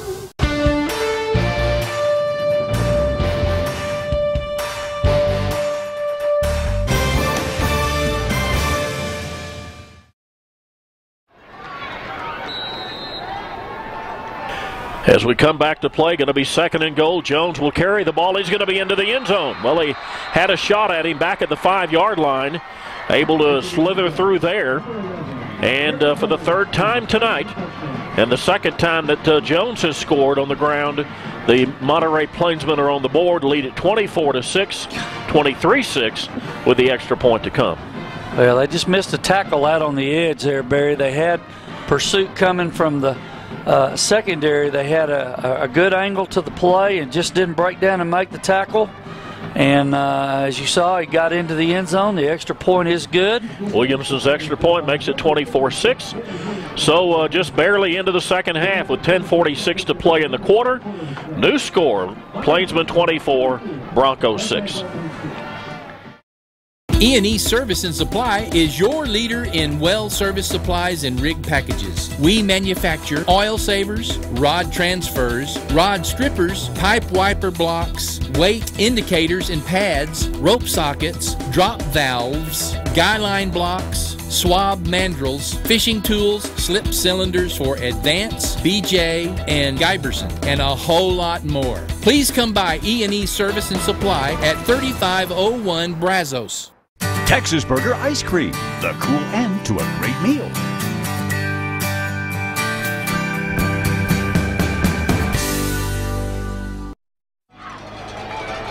Our Trans Global Productions Dr. Pepper Game of the Week brought to you in part by Texas Burger and by the Permian Basin Area-Wide Phone Book.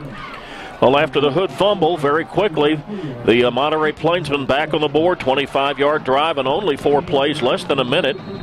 And the 3-yard run by the quarterback, Jaron Jones, is what got him on the board. And they missed a tackle, like I said, Barry, out on the corner. They've got to do a better job of breaking down and making the play and making the tackle there as we bring the ball out on the return here. Well, Caulfield brought it out maybe unadvisedly from the end zone, but he got it out 2 yards beyond what they would have had it. So Tyrone Caulfield, the sophomore, will start the Broncos here at the 27. So quickly, we've got to kind of get our feet under us, don't we? Absolutely, yeah, absolutely. We've got to have some points here on this drive, no doubt about it. You know, we can't have a turnover. The turnover's what hurt right there. It gave them great field position with a short field. Got to establish some continuity, some momentum here, get some plays together, get some points on the football, on the scoreboard. So they'll start at the 27. A crossing patterns are going to get them about 7 yards, maybe 5 yards actually. Pass was completed very quickly to the receiver, Aaron Contreras. Contreras out to the 32-yard line. No huddle here, Barry. They're going to try to go up tempo.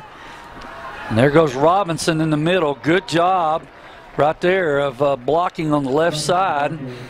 Robinson getting up inside, getting across the 38-yard line of the Broncos, and that will be good enough for an Odessa High first down. Yep, had to get to the 37. So a new set starting from the 38. Back in the backfield for the Broncos is Julian Galindo, number 12. Going to quickly get it out to Franco, but they're going to call this play dead. Flag before the play. Might have been some offsides by the defense. He was in there awful quickly. Kyle is saying offensively motion. And Kyle's right, I'm wrong. So touche. I think the receiver up at the top of the screen, Barry, left before the ball was snapped. I always tell those outside receivers all they got to do is look at the ball, look inside. When it moves, you get to move. So the mark off back to the 33, going to be 1st and 15. Just another quick hitch out pass. Franco will have it up to the 36-yard line. Franco very versatile last year. He had 29 receptions. In fact, he had 2 of his 5 touchdowns last season against Monterey, a 23-yarder and a 15-yarder. Only his second catch tonight, and that gain was going to be about 3. How many catches does number 2 have? As Barry looks that up, we had a little hook pattern at the top of the screen. That was his first. Was covered inside by the linebacker, took that play away, so incomplete. This will be 3rd and 12. The adjustment I've seen so far, Barry, a lot quicker, shorter passes, some wide receiver bubbles and screens, trying to get the ball out in space to their wide receivers and get them open. Need to get out close to midfield for the first down. Webster has a man open but can't quite connect. Tried to get the ball again out to Zay Brown. Falls incomplete, and First drive of the second drive of the second half is going to result again with Franco having to kick the ball away. A couple of scores while we're looking here, Barry. Friendship up 24-14 on El Paso Montwood.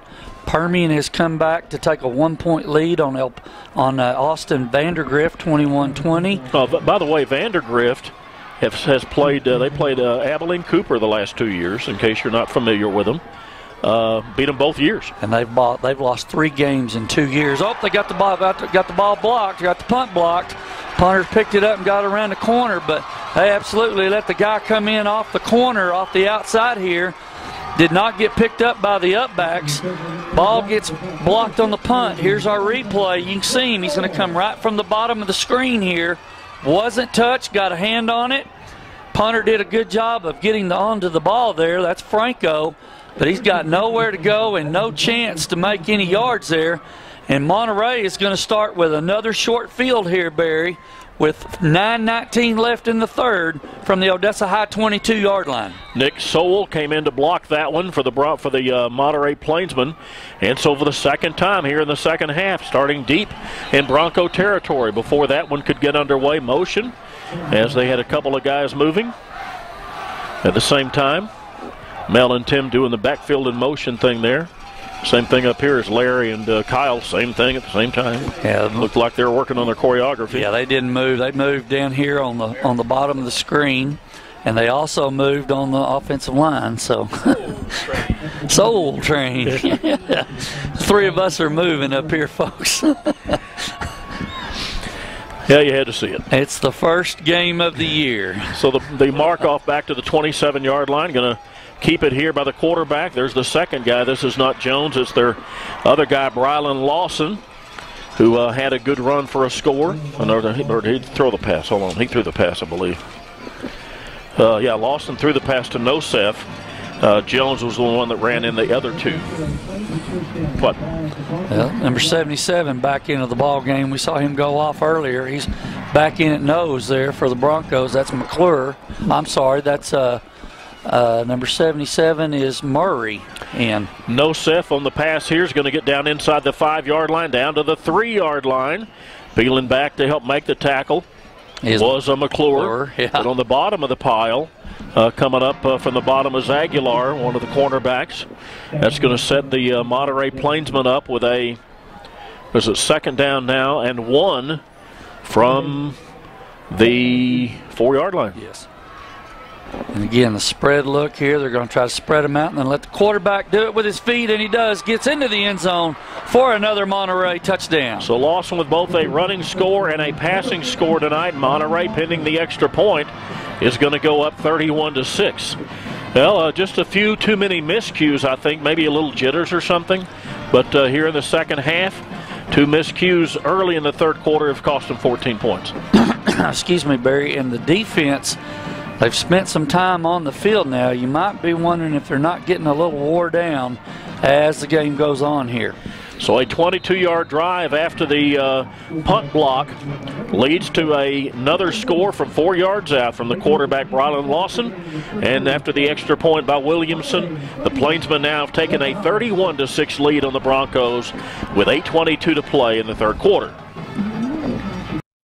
As a busy mom, I'm always all over Odessa. Lucky for me, so is Medical Center Health System. So when the kids needed flu shots and sports physicals, the clinic at Walmart was my first stop. Then Mr. Fix-It hit his thumb with a hammer last weekend. Fortunately, urgent care was close by. The big baby. And it's nice to know that Family Health Clinic is always there with quality care and flexible pricing. Whenever I need them, wherever I am, Medical Center Health System has my family covered. They're my one source for health. Our Transglobal Productions Dr. Pepper Game of the Week brought to you in part by Odessa College and Hokenthorpe CPAs. Well, after the block punt, Monterey taking over the Bronco 22, go that distance in 4 plays, less than a minute, with the second quarterback, Lawson, getting the pay dirt from 4 yards out. Now 31-6 our score. Broncos scored with their first drive of the night, and then haven't been able to muster much offense since then. Caulfield's going to get this one out to the 17. That score, by the way, came at the 7:46 mark of the first quarter. and then it's been pretty much 3 and out since then. Yeah, we've struggled a little bit offensively, made some plays here and there, but haven't put drives together to finish off and get points. Now it's a matter of just trying to build as you go through the game here. Try to build some plays, try to get some things, get something positive. It's the first game of the year. You got to get your feet underneath you and see if you can make things happen one play at a time right now. They haven't been able to really break Robinson loose. 38 yards on 11 carries. That's a good, nice move out near the 25-yard line, so that's going to be close to a gain of 8. Good blocking up front by the guys. Perez, Zuniga, Alvarez, Garcia, and Sanchez doing a good job up front of moving those guys and allowing Robinson to find a crease. What's Robinson's longest carry of the night, Larry? Going to swing the ball out there to Franco. Going to get out to the 30-yard line. Out close to the 31, actually, and they're going to give that a first down. It's Jacob Rios on the reception, number 11 up number 2. That's a bubble screen to the inside slot receiver. Good job blocking outside by the receiver, and a good job running for a first down once we made the catch. Yep, 7 yards on that one, and just could flat not get away from that big Xavier Guzman. Rather, Talon Jones, number 91, grabbed a hold of Robinson, and once he grabbed a hold, didn't let him go.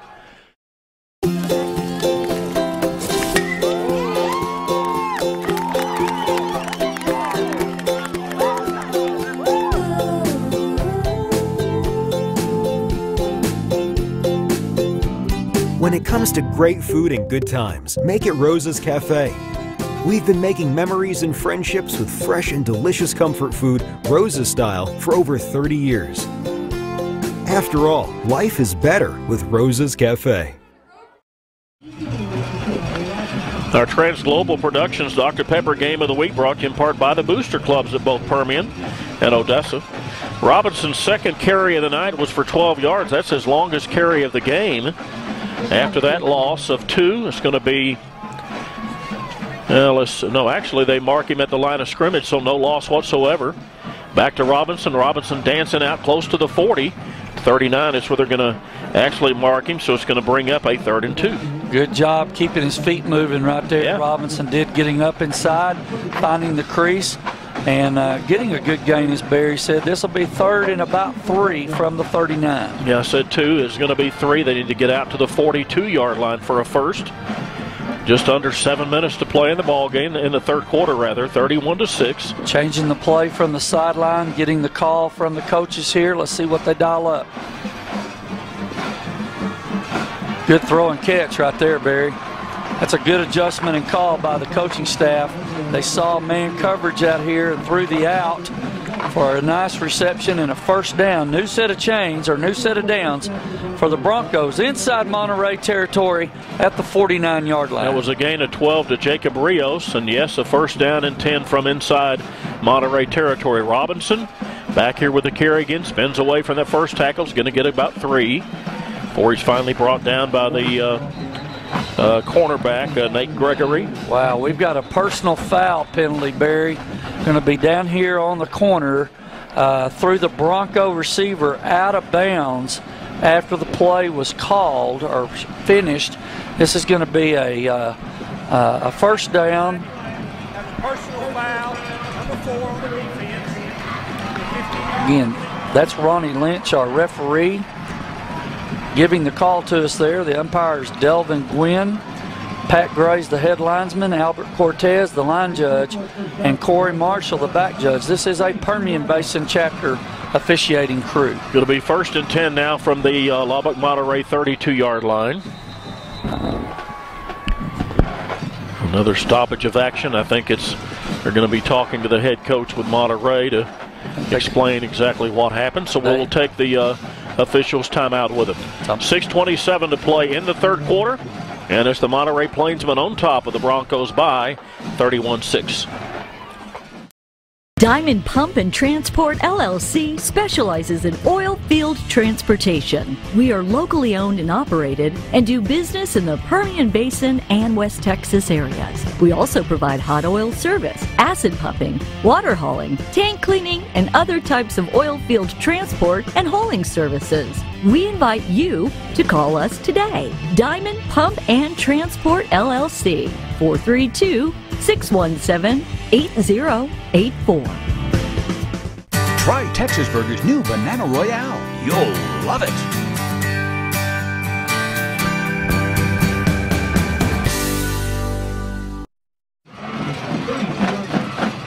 Our Transglobal Productions Dr. Pepper Game of the Week brought to you in part by Paul Evans Carpets and by Diamond Pump and Transport. So the Broncos with a new set of downs. Webster has a man open, but he also has a couple of defenders there trying to get the ball to Franco. And unfortunately hit the safety Donovan Jones first, actually the cornerback, and it falls incomplete. Kind of a Hail Mary kind of pass. Well, he didn't read the coverage there at all, and he felt pressure coming as well, Barry. Kind of threw that one up for grabs. That'll be talked about in the film session, I think, as well. So going to be 2nd and 10 now after the incompletion. And had the man open, put him right in the hands, and it falls incomplete. The intended target, Contreras.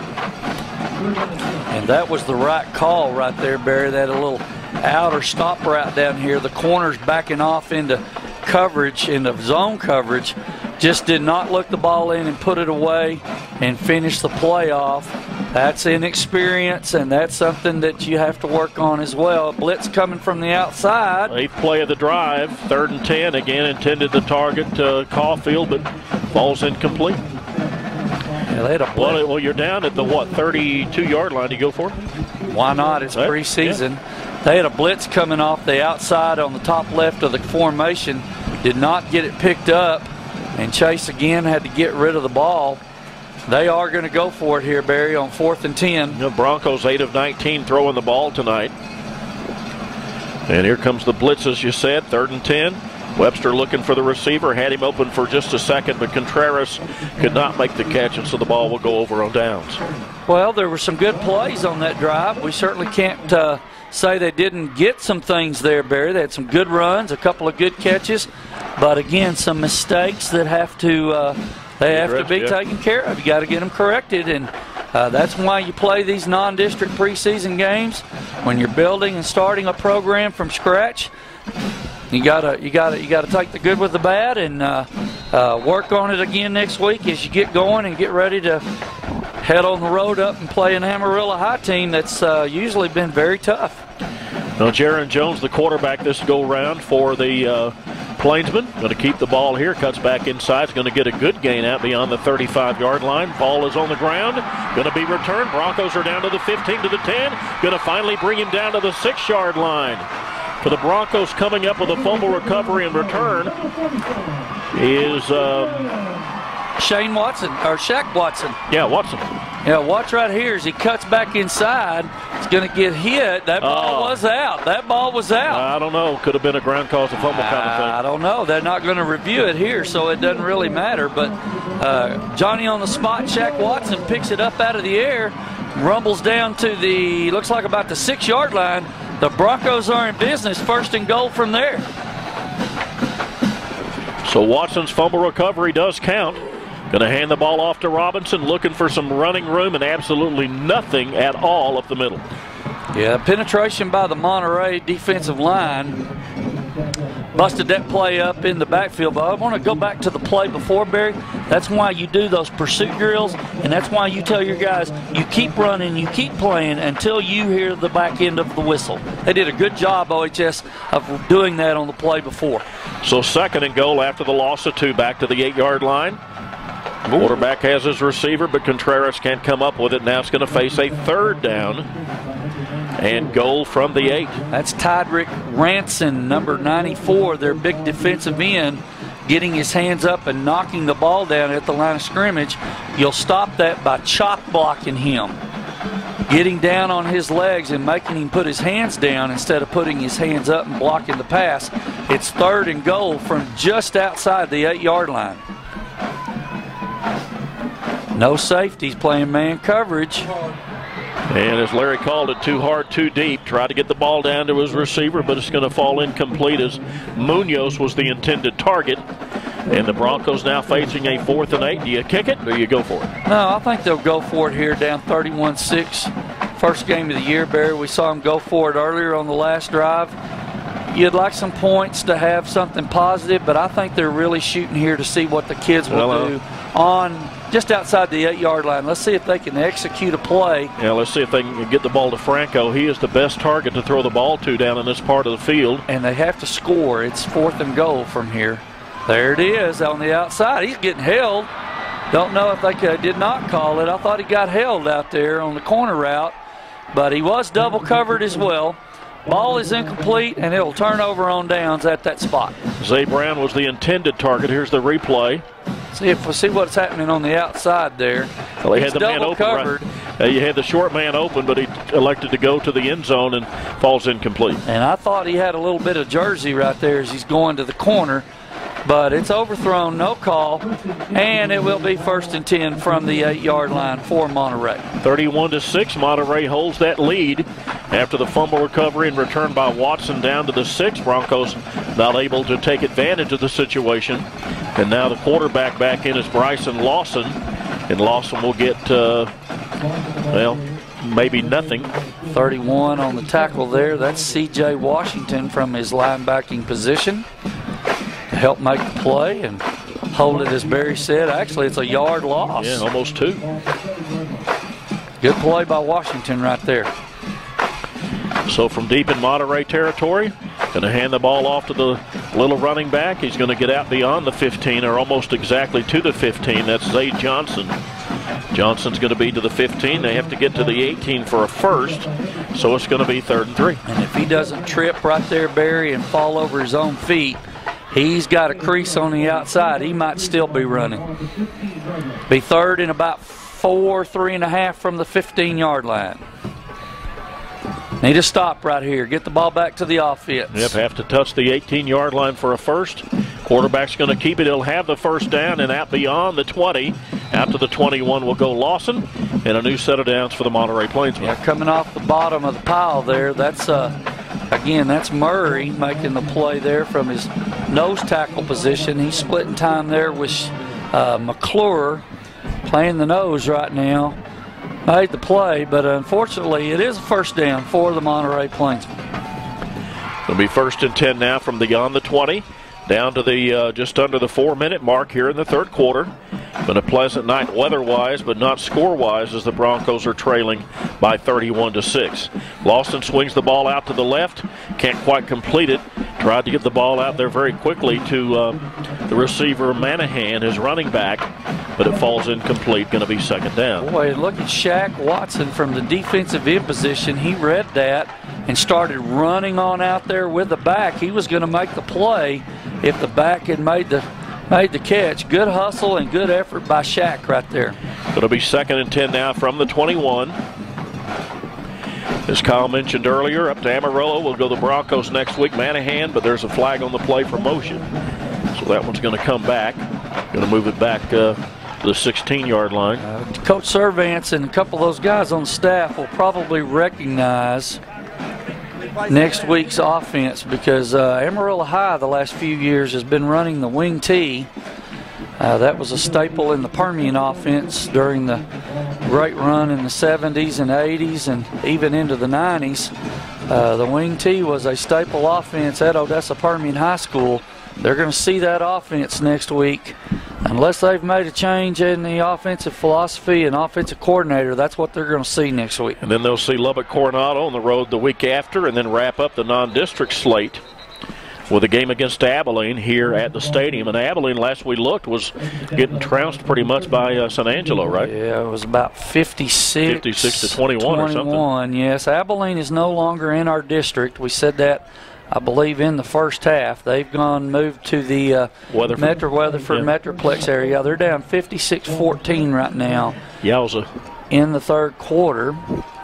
Try to update some scores here. Permian's still up 1 with 1:17 left in the ball game in Alston. Oh, really? Just 1:17 left in their game? 17 left in the game. They started at 7.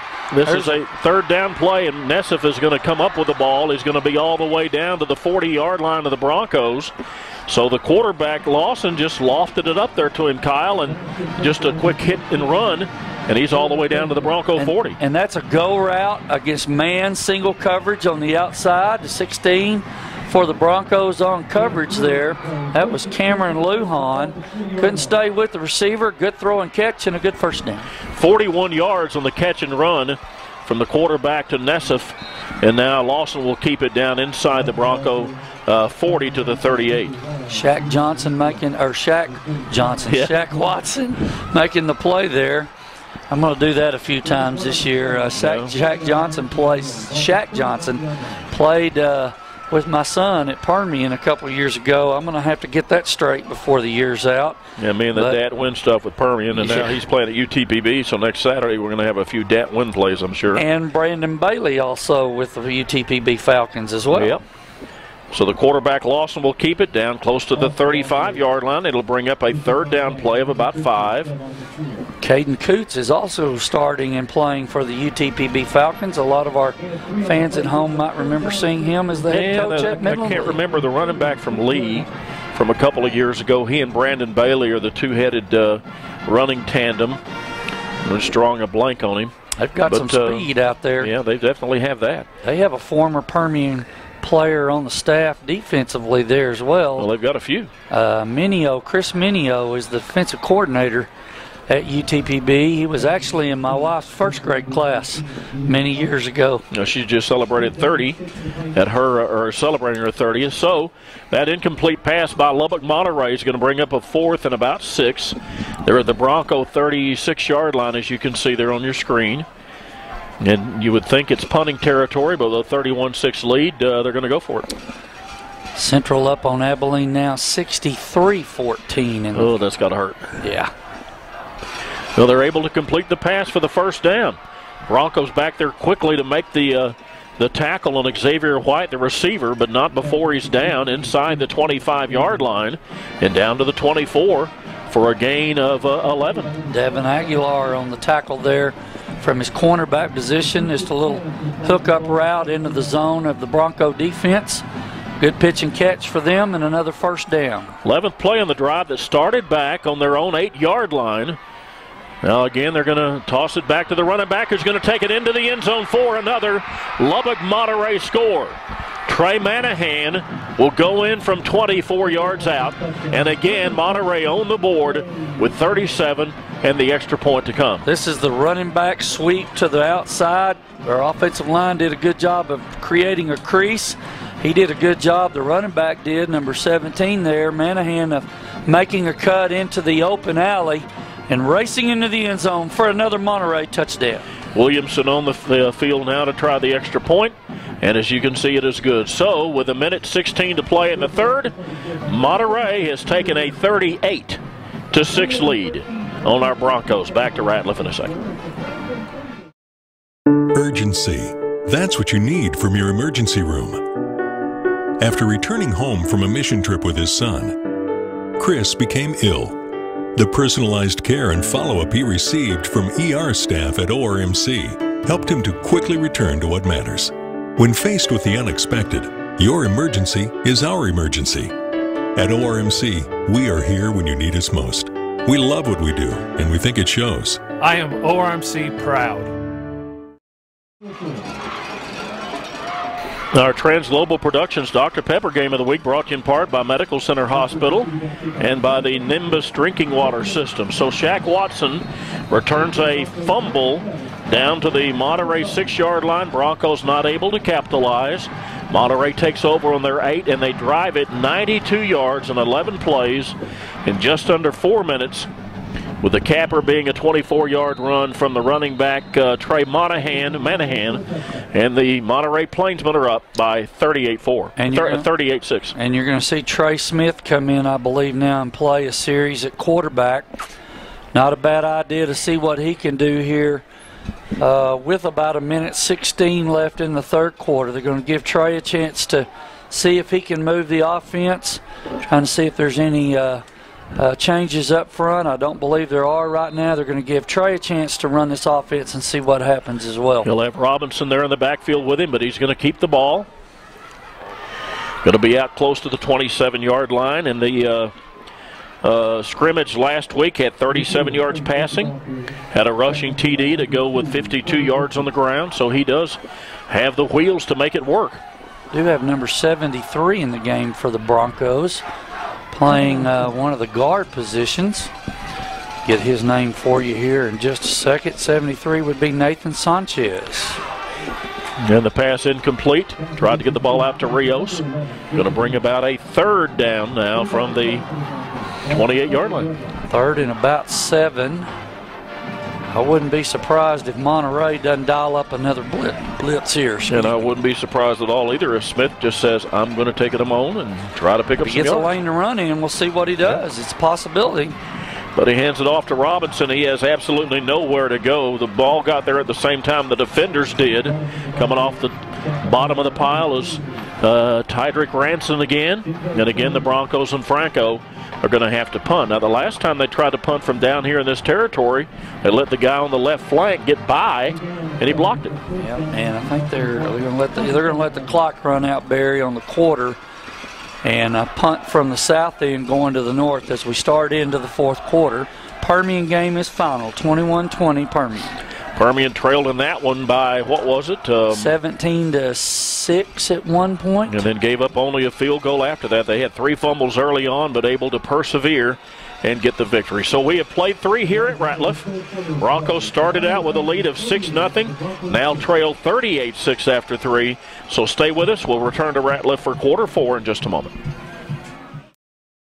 Ready for the best deal ever from Cable One? For a limited time, $25 gets you 100 megs. Really, $25? That's half price on high-speed internet. We've never offered you so much for so little. So call Cable One at 855-740-8971. 100 megs means reliable Wi-Fi and the best streaming on all your devices, all for just $25. But this half-price deal ends soon. So call and switch today. Cable One, the face of fast. Welcome back to Ratliff Stadium as we begin the fourth quarter of play here in the opening game of the 2016 season. Broncos taking on the chin at the moment by 38-6. E&E Service and Supply, Cable One, 2 of our sponsors. Thank you very much for making these broadcasts possible. So now Franco will have to punt the ball away as we begin the fourth quarter. Broncos only able to muster 2 yards on that drive out from the 25 to the 27. And now they need to make sure they block the guy on the flank. They don't even try to do any kind of a block at all. They just set up the return. Exactly. Manahan's going to be out the house. Manahan across the 50. Manahan will be down to the 30, and Franco will get him out of bounds there. But they'll be starting from the Bronco 30-yard line. And Barry, I'll tell you one thing about this Monterey team. They have got some speed at the skill positions. Number 17 right there on Manahan, excuse me. If he gets a block out there on the corner, he may be off to the races. Now down to the 29-yard line on the return. See who the quarterback's going to be. They're going to go back to Jaron Jones. Both of them have been effective tonight, running and throwing, Lawson and Jones. Now from the Bronco 29-yard line as we're just barely underway here in the fourth quarter. That's going to be a motion penalty on the left tackle there for Monterey. He's moving before the ball snapped. You can't do that in this league. Any league.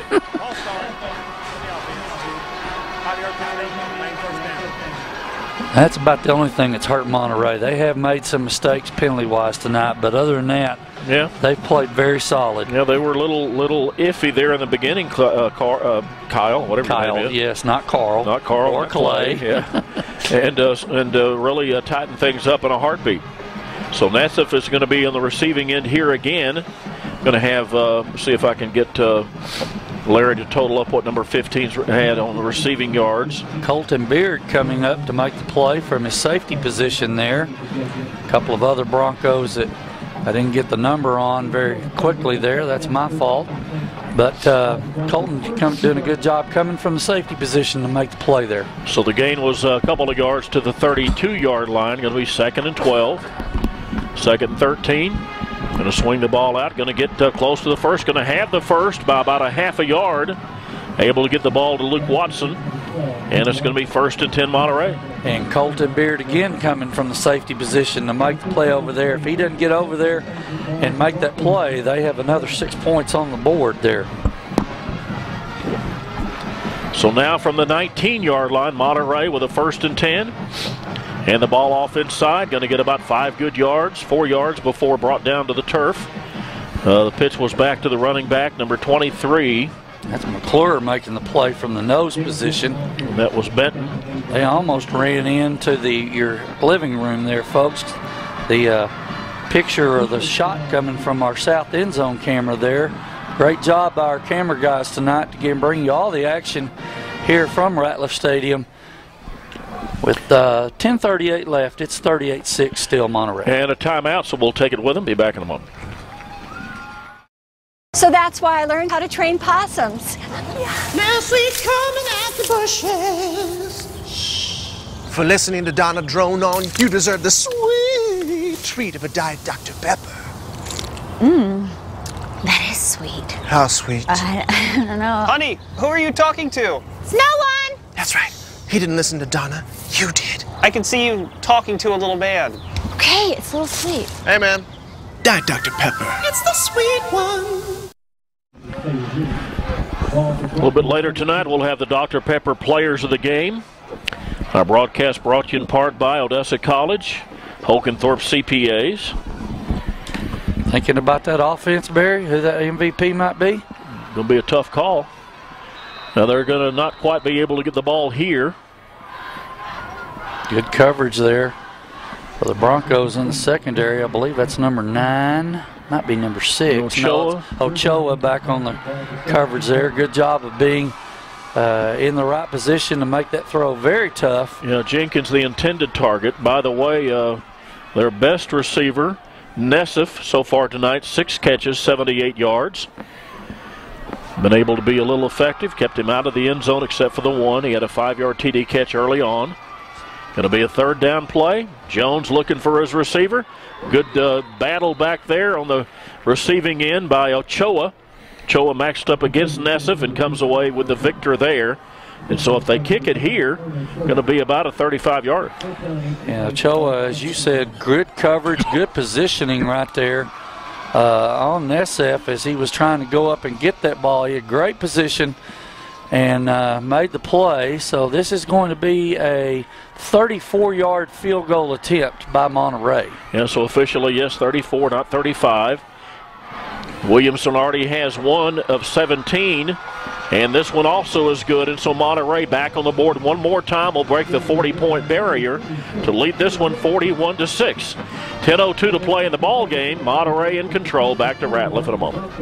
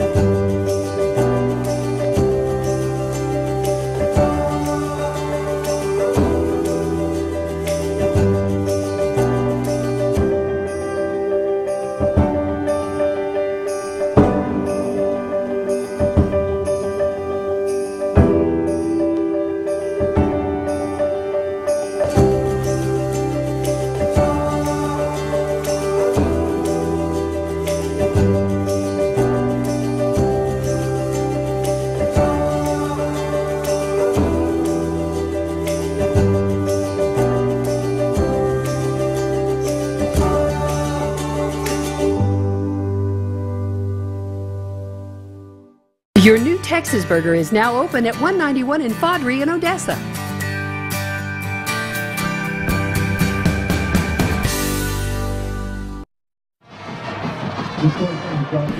Welcome back to Ratliff as we are about at the 10-minute mark to play in the ball game. 41-6, Plainsman on top of the Broncos. Our Transglobal Productions Game of the Week brought to you in part by Odessa College and the Permian Booster Clubs, Odessa High and the Permian Booster Club. And on tonight's Transglobal Dr. Pepper Game of the Week, 10:02 to play in the ball game in 41-6. Sure appreciate our sponsors helping us out. You've said that a couple times tonight, Barry, but sponsoring and helping, supporting these kids, the effort they give on both sides of the town is very important. We appreciate our sponsors doing that. Great return by Caulfield. He kind of had to, he thought the ball was going to go into the end zone and then it kicked back out. He picked it up and was able to get it out to the 25-yard line.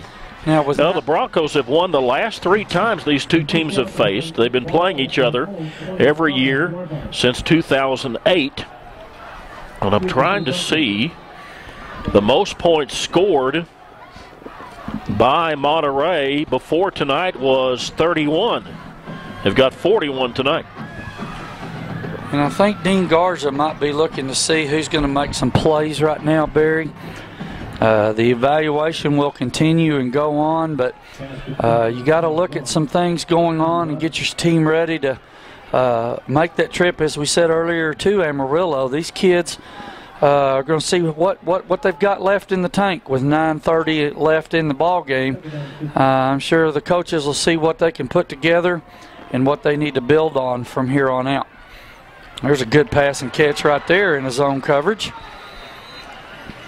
Excellent pitch and catch right there by number 23 for the Broncos. That's looks like Justice. That's correct. Good pitch and catch. Good throw by Smith right there. And a first down for the Broncos, just short of the 35-yard line. So 1st and 10 Broncos, 9 minutes to play in the ball game. Hand the ball back off to Robinson. And I'd like to see a little bit of a crease and see what he can do with the speed we've heard. See if he can get open and get the Jets going and see what he can do in the open field. That'll come, Barry. It's going to come as they get more experienced and they get a little better up front for sure. Well, you're talking about his cousin Kobe over at Permian has just been lighting it up speed-wise. And he's done that for 3 years, counting this year as well. You get Kobe in open space, it might be to the house. Well, talk about going to the house. That was going to be darn close as they get the ball out very quickly to the receiver. Jacob Munoz. Munoz is going to carry it beyond the 50-yard stripe. Just a good job of catching the ball, but watch the run after catch.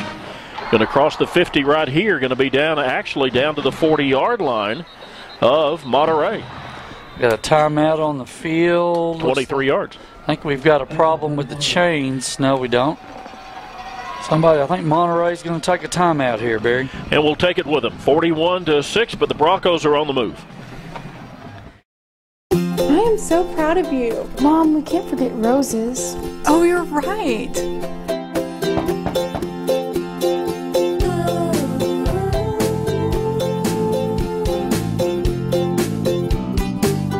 When it comes to great food and good times, make it Rose's Cafe.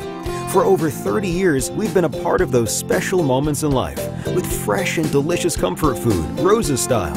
After all, life is better with Rose's Cafe. Well, there's a great shot by one of our camera guys. Robert Carrillo's doing the south camera tonight. The north camera, as always, being held by Grant Barrage. His dad's up at the top tonight, Jason, along with Charlie Pierce. Our grips tonight, Pete and Don Delgado.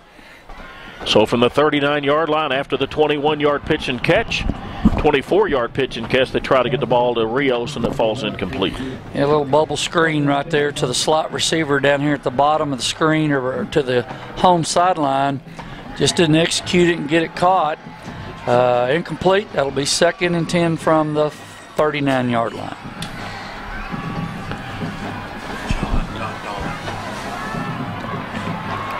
Rolling out. Oh, he's got a man open. Just underthrew it a little bit. Did he pick it off?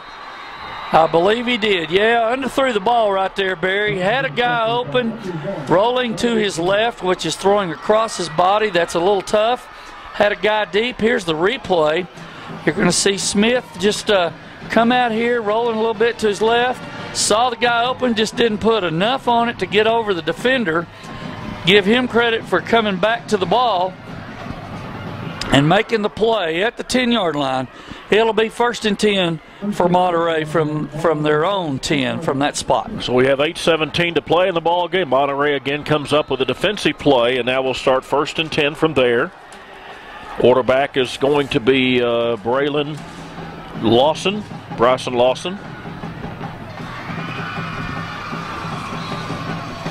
And Lawson will get the ball out beyond the 25. They're going to put it at beyond the 15, rather, out to the 18-yard line for a quick gain of 8, bringing up a 2nd and 2. It is Brylan, not Bryson. Guess I can't see my L's and my S's too much tonight, so they're going to hand the ball off inside. No, he's going to keep it himself. Good play. And just a great play defensively for the Broncos coming up to make the play, make the tackle, is C.J. Washington. So who are you thinking maybe on defense?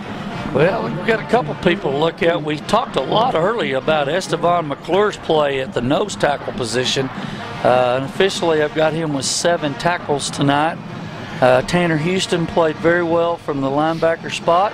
Also, Colton Beard's been very active. So is Joseph Chavez. So we've got a few people to look at here, Barry. As we go down inside the 7-minute mark, we'll see if somebody kind of steps up and takes that MVP spot tonight. Well, the defense does step up. Washington and others there, and we'll put the stops on him. Also up there to make the tackle for the Broncos is Chris Thompson, number 30, one of the linebackers.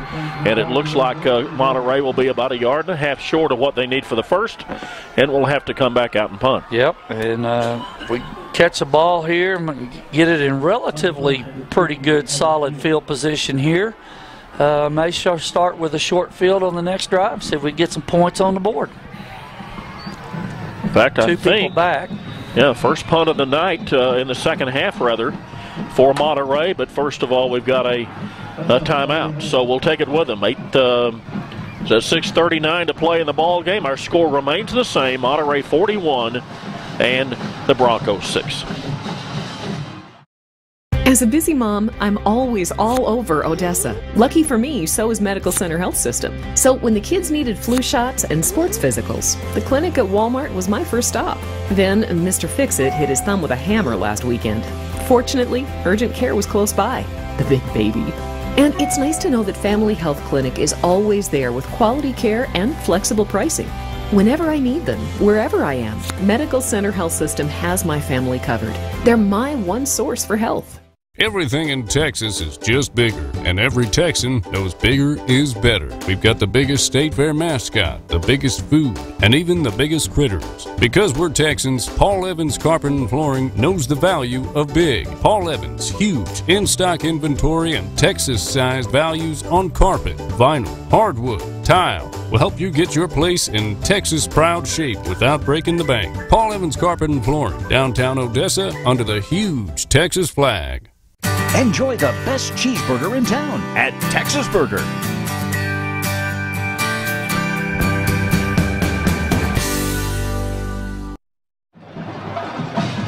As we come back to play here at Ratliff, it's going to be the first punt of the second half of the Monterey Plainsmen. Broncos should come away near midfield with this one, trailing 41-6. Had some good things going on offensively as we started the ball game, but the offense has kind of been running in mud since then. Oh, nice block. They're going to call a illegal block there on special teams, Barry. If you are the receiving team, one of the rules is, you cannot block below the waist. And I think that's what they're going to call here. They're going to call the other Bronco deep back that was there to return the punt. He actually took a guy out. He flipped right over the top of him. And I believe they're going to call that as an illegal block below the waist. Here's our call here.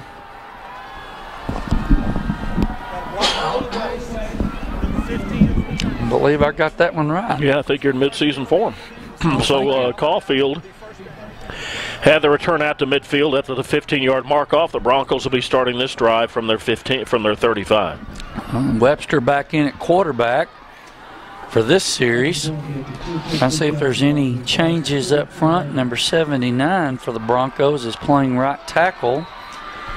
And that would be Luis Nunez. So going to hand it off to Robinson. There's a creed up that I was kind of looking for. Instead of Robinson, though, a handoff is to Nathan Lavario. To Nathan Lavario. And Lavario, is that his first run of the night? Yep.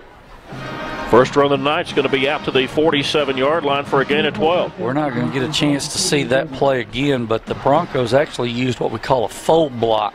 A fold block? Fold block. Oh, fold, okay. The guard blocks out, tackle comes in behind him inside. Little good pitch and catch. Ooh, right there. Well, Franco got tattooed and lit up there after he made the catch. Back there peeling back defensively to make the hit on him was Andy Garza. Weak side linebacker, watch this right here. Going to come up and boom, knock him down to the 42-yard line. That's almost helmet to helmet, Barry. I don't believe he got a little bit of the shoulder pad, but boy, he did take a shot right there. But give Franco credit for holding on and getting that Bronco first down. Yep, got 11 on the reception. Going to pitch it back out to Rios. Rios is going to be down to the 30. Rios down to the 20. Rios down inside the 15, close to the 12. Going to mark him at the 13-yard line for a gain of, 29 yards. And that's, again, the bubble screen to Rios as a slot receiver. He does a good job of making a guy miss, getting on up the field. I like his foot movement there. He keeps working up the field and gets the Broncos down inside in Monterey territory at the 13-yard line. And Garza again peels back to make the tackle for Monterey. Looking deep, trying to get the 6, and throws it just a bit beyond the stripe. Tried to get the ball out to Caulfield. Defended out there by somebody, by Zyron Johnson. Falls incomplete. They tried to throw the fade to the back end of the back corner of the end zone, the back pylon, just a little too far. So it brings up second down. We're down to the 5:05 mark in the ball game. 41-6. Monterey well in control of this one. Going to hand the ball off inside, and Lavario is going to get a minimum about a yardage back to, looks like, to the 15-yard line, to the 10 rather, and going to bring a 3rd and 7. Albert Madden in on the tackle for the Monterey Plainsmen from his defensive slot up front, or defensive spot, I should say. Be 3rd and goal here. Let's see what the Broncos dial up here. Actually, they can get a first down at the 3-yard line. Oh, you're right. So it's exactly going to be 3rd and 7. It's my fault there. You know, Webster really hadn't run the ball a whole lot tonight, has he? No, he hasn't, but he might be fixing to now. Oh, he's going to throw the ball. He's got a guy open. Rios into the end zone. And for the second time tonight, Webster will hook it up with a receiver and the 6 points. This is a good job by Chase right here on a replay. Watch him keep his feet going. Does a good stiff arm there, and then has enough presence of mind to get the ball in his throwing hand. He saw Rios open down here in the flat, and Rios just did the rest once he made the play, worked his way into the end zone for the second Bronco touchdown of the night. Webster to Rios from 10 yards out. Now waiting the extra point by Ulysses Gutierrez to hopefully put 12 on the board. I thought they might go for 2 here to go ahead and try for the 2-point conversion. But instead they tried to kick it, and they are successful. So Gutierrez gets the point on the board, and now with 4:24 to play in the ball game, the Plainsmen lead 41-13.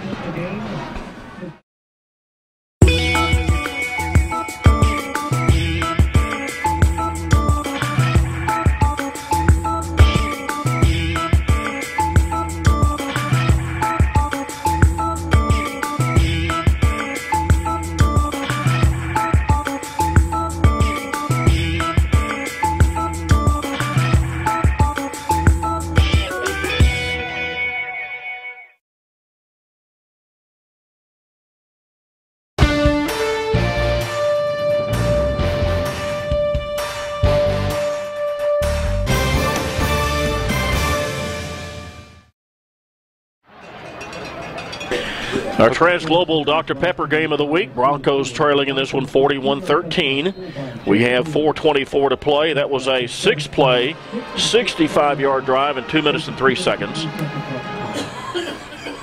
Webster with the payoff on the 10-yard pass to Rios. Can you give me the passing numbers for Webster, please? And now we're going to kick it off. Let's see what we can do here. Let's see what the coverage is like on the kickoff team here. Let's see if we can pin them deep, maybe get a turnover and another score or two. That's going to go into the end zone, and it's going to die right there. It'll be 1st and 10 for Monterey from the 20-yard line. You want to talk MVP while we got a break here? Yeah, have at it. Yeah. Well, I think I'm gonna take care of the defensive MVP tonight, and we've had some, as we said a little earlier, we've had some really good efforts tonight. My choice for defensive MVP is going to be number 50, Estevan McClure. I thought he's been very active, especially early in the game tonight from his nose tackle position. He's got that motor running all the time, and that's something you got to have from your nose. In this defense, Barry, you got to have a nose tackle that is willing to make plays. He's going to get double teamed a lot. I thought Esteban was very, very good for the Bronco defense tonight. My choice is number 50, Estevan McClure for the Odessa High Broncos. That run, Xavier Martinez on the first play gets him about 5.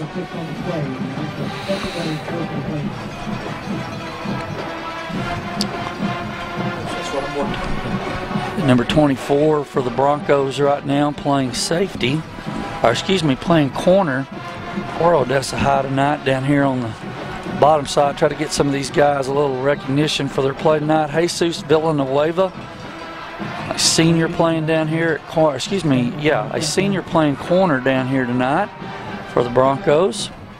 Juan Gallegos on the defensive line right now, number 54. I'm going to get a couple of other guys here right quick while we're finishing this up. C.J. Washington, we've called his name a few times tonight from the defensive linebacker position.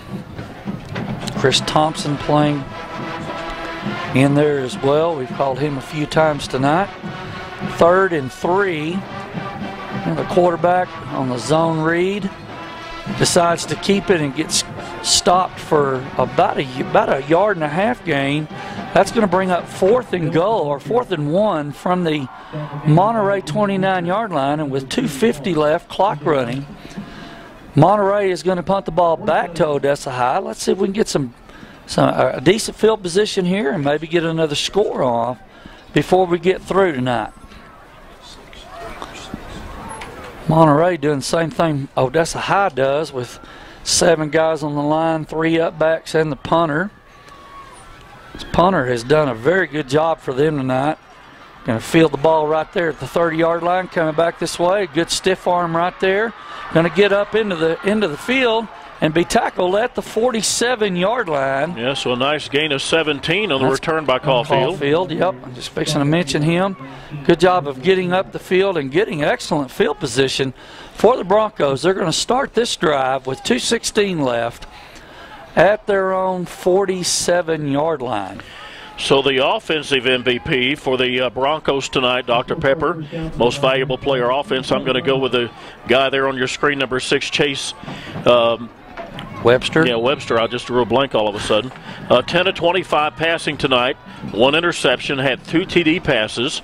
Rushed 3 times for only 6 yards, but threw for 117. So I think for your first effort as the starting quarterback on the varsity, I thought that's a good starting effort. That's absolutely a good starting effort, and it's good something to build on as they go through next week and get ready for their ball game up in Amarillo. So the offensive player of the game, Chase Webster for the offense. Defense is going to be Estevan McClure. So congratulations to both of our Dr. Pepper players of the game. Well, Chase almost made a play right there, Barry. It wasn't a very good snap. He picked the ball up off the turf, had some pressure coming from the outside, got away from it, and almost completed the pass on the out to the receiver over there. You know, they tried to get the ball again out there to Munoz, not able to do so, so that's going to bring up a third and a full 8 yards needed for a first. They need to get down to the Lubbock Monterey 43-yard line. Try to get it by the run, and they almost had it. Had they been able to get just one more step, I think they probably would have picked up the first down for Lavario, but he's not able to get the yardage they need. It's going to bring up about a 4th down. There's the full block, Barry, I was talking about earlier. The left tackle pulled and came in behind the guard. Guard's blocking out on the end. The tackle comes back inside. They create a crease right there for that back to run through. They get good yardage, and now they've got a 4th and 2 from the 45-yard line. Lavario, 24 yards rushing tonight. Robinson, 18 for 55. Kind of got them both bottled up this evening. And so there, as you saw, the 4th down play is going to go awry, and we have a minute 2 to play in the ball game, and Monterey firmly in control. Little pitch and catch on the hook route right there, just did not connect. And they did not get the first down, as Barry said. So Monterey again going to bring the ball into play from their own 45-yard line with a minute 2 left. Well, next week, both Odessa and Permian on the road, we get our first look at who? The UTPB Falcons. Yep.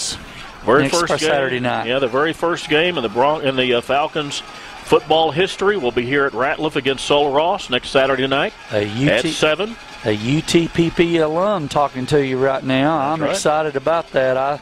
I think it's going to be a great deal for the University of Texas Permian Basin and West Texas in general. Come out next week, folks, next Saturday night. Support the program. Get it off on a good note. And we'll have it for you replayed. I believe I heard it's going to be on Tuesday nights. Is that right? Yep. Tuesday nights on My 16. You'll get to see it on replay there. We've got, I believe it's 6 UTPB games this year. And I'm looking forward to doing college football this year. Well, the Monterey Plainsmen are going to win this one tonight, going away by a score of 41-13. Our Trans Global Productions Dr. Pepper Game of the Week, produced and directed by Bob Bailey. Debbie Bailey handles all the replay. Our cameras tonight, Charlie Pierce and Jason Barrage on the main cameras. Grant Barrage and Robert Carrillo in the end zones. Pete Delgado and John Delgado, our sideline grips. And for Kyle Hubbard, our statistician Larry Thornhill, Barry Sykes saying, well, wish we could have got the Danny Servance era off on a better start, but they've got one game under their belts. Get a chance to look at film this week, try to see where they can improve, and maybe on the road next week in Amarillo can play just a little bit better. So our final score tonight, Monterey wins this one by 41-13. We thank you for being with us. When we see you next time, it'll be the first game ever in the history of the University of Texas Permian Basin Falcons.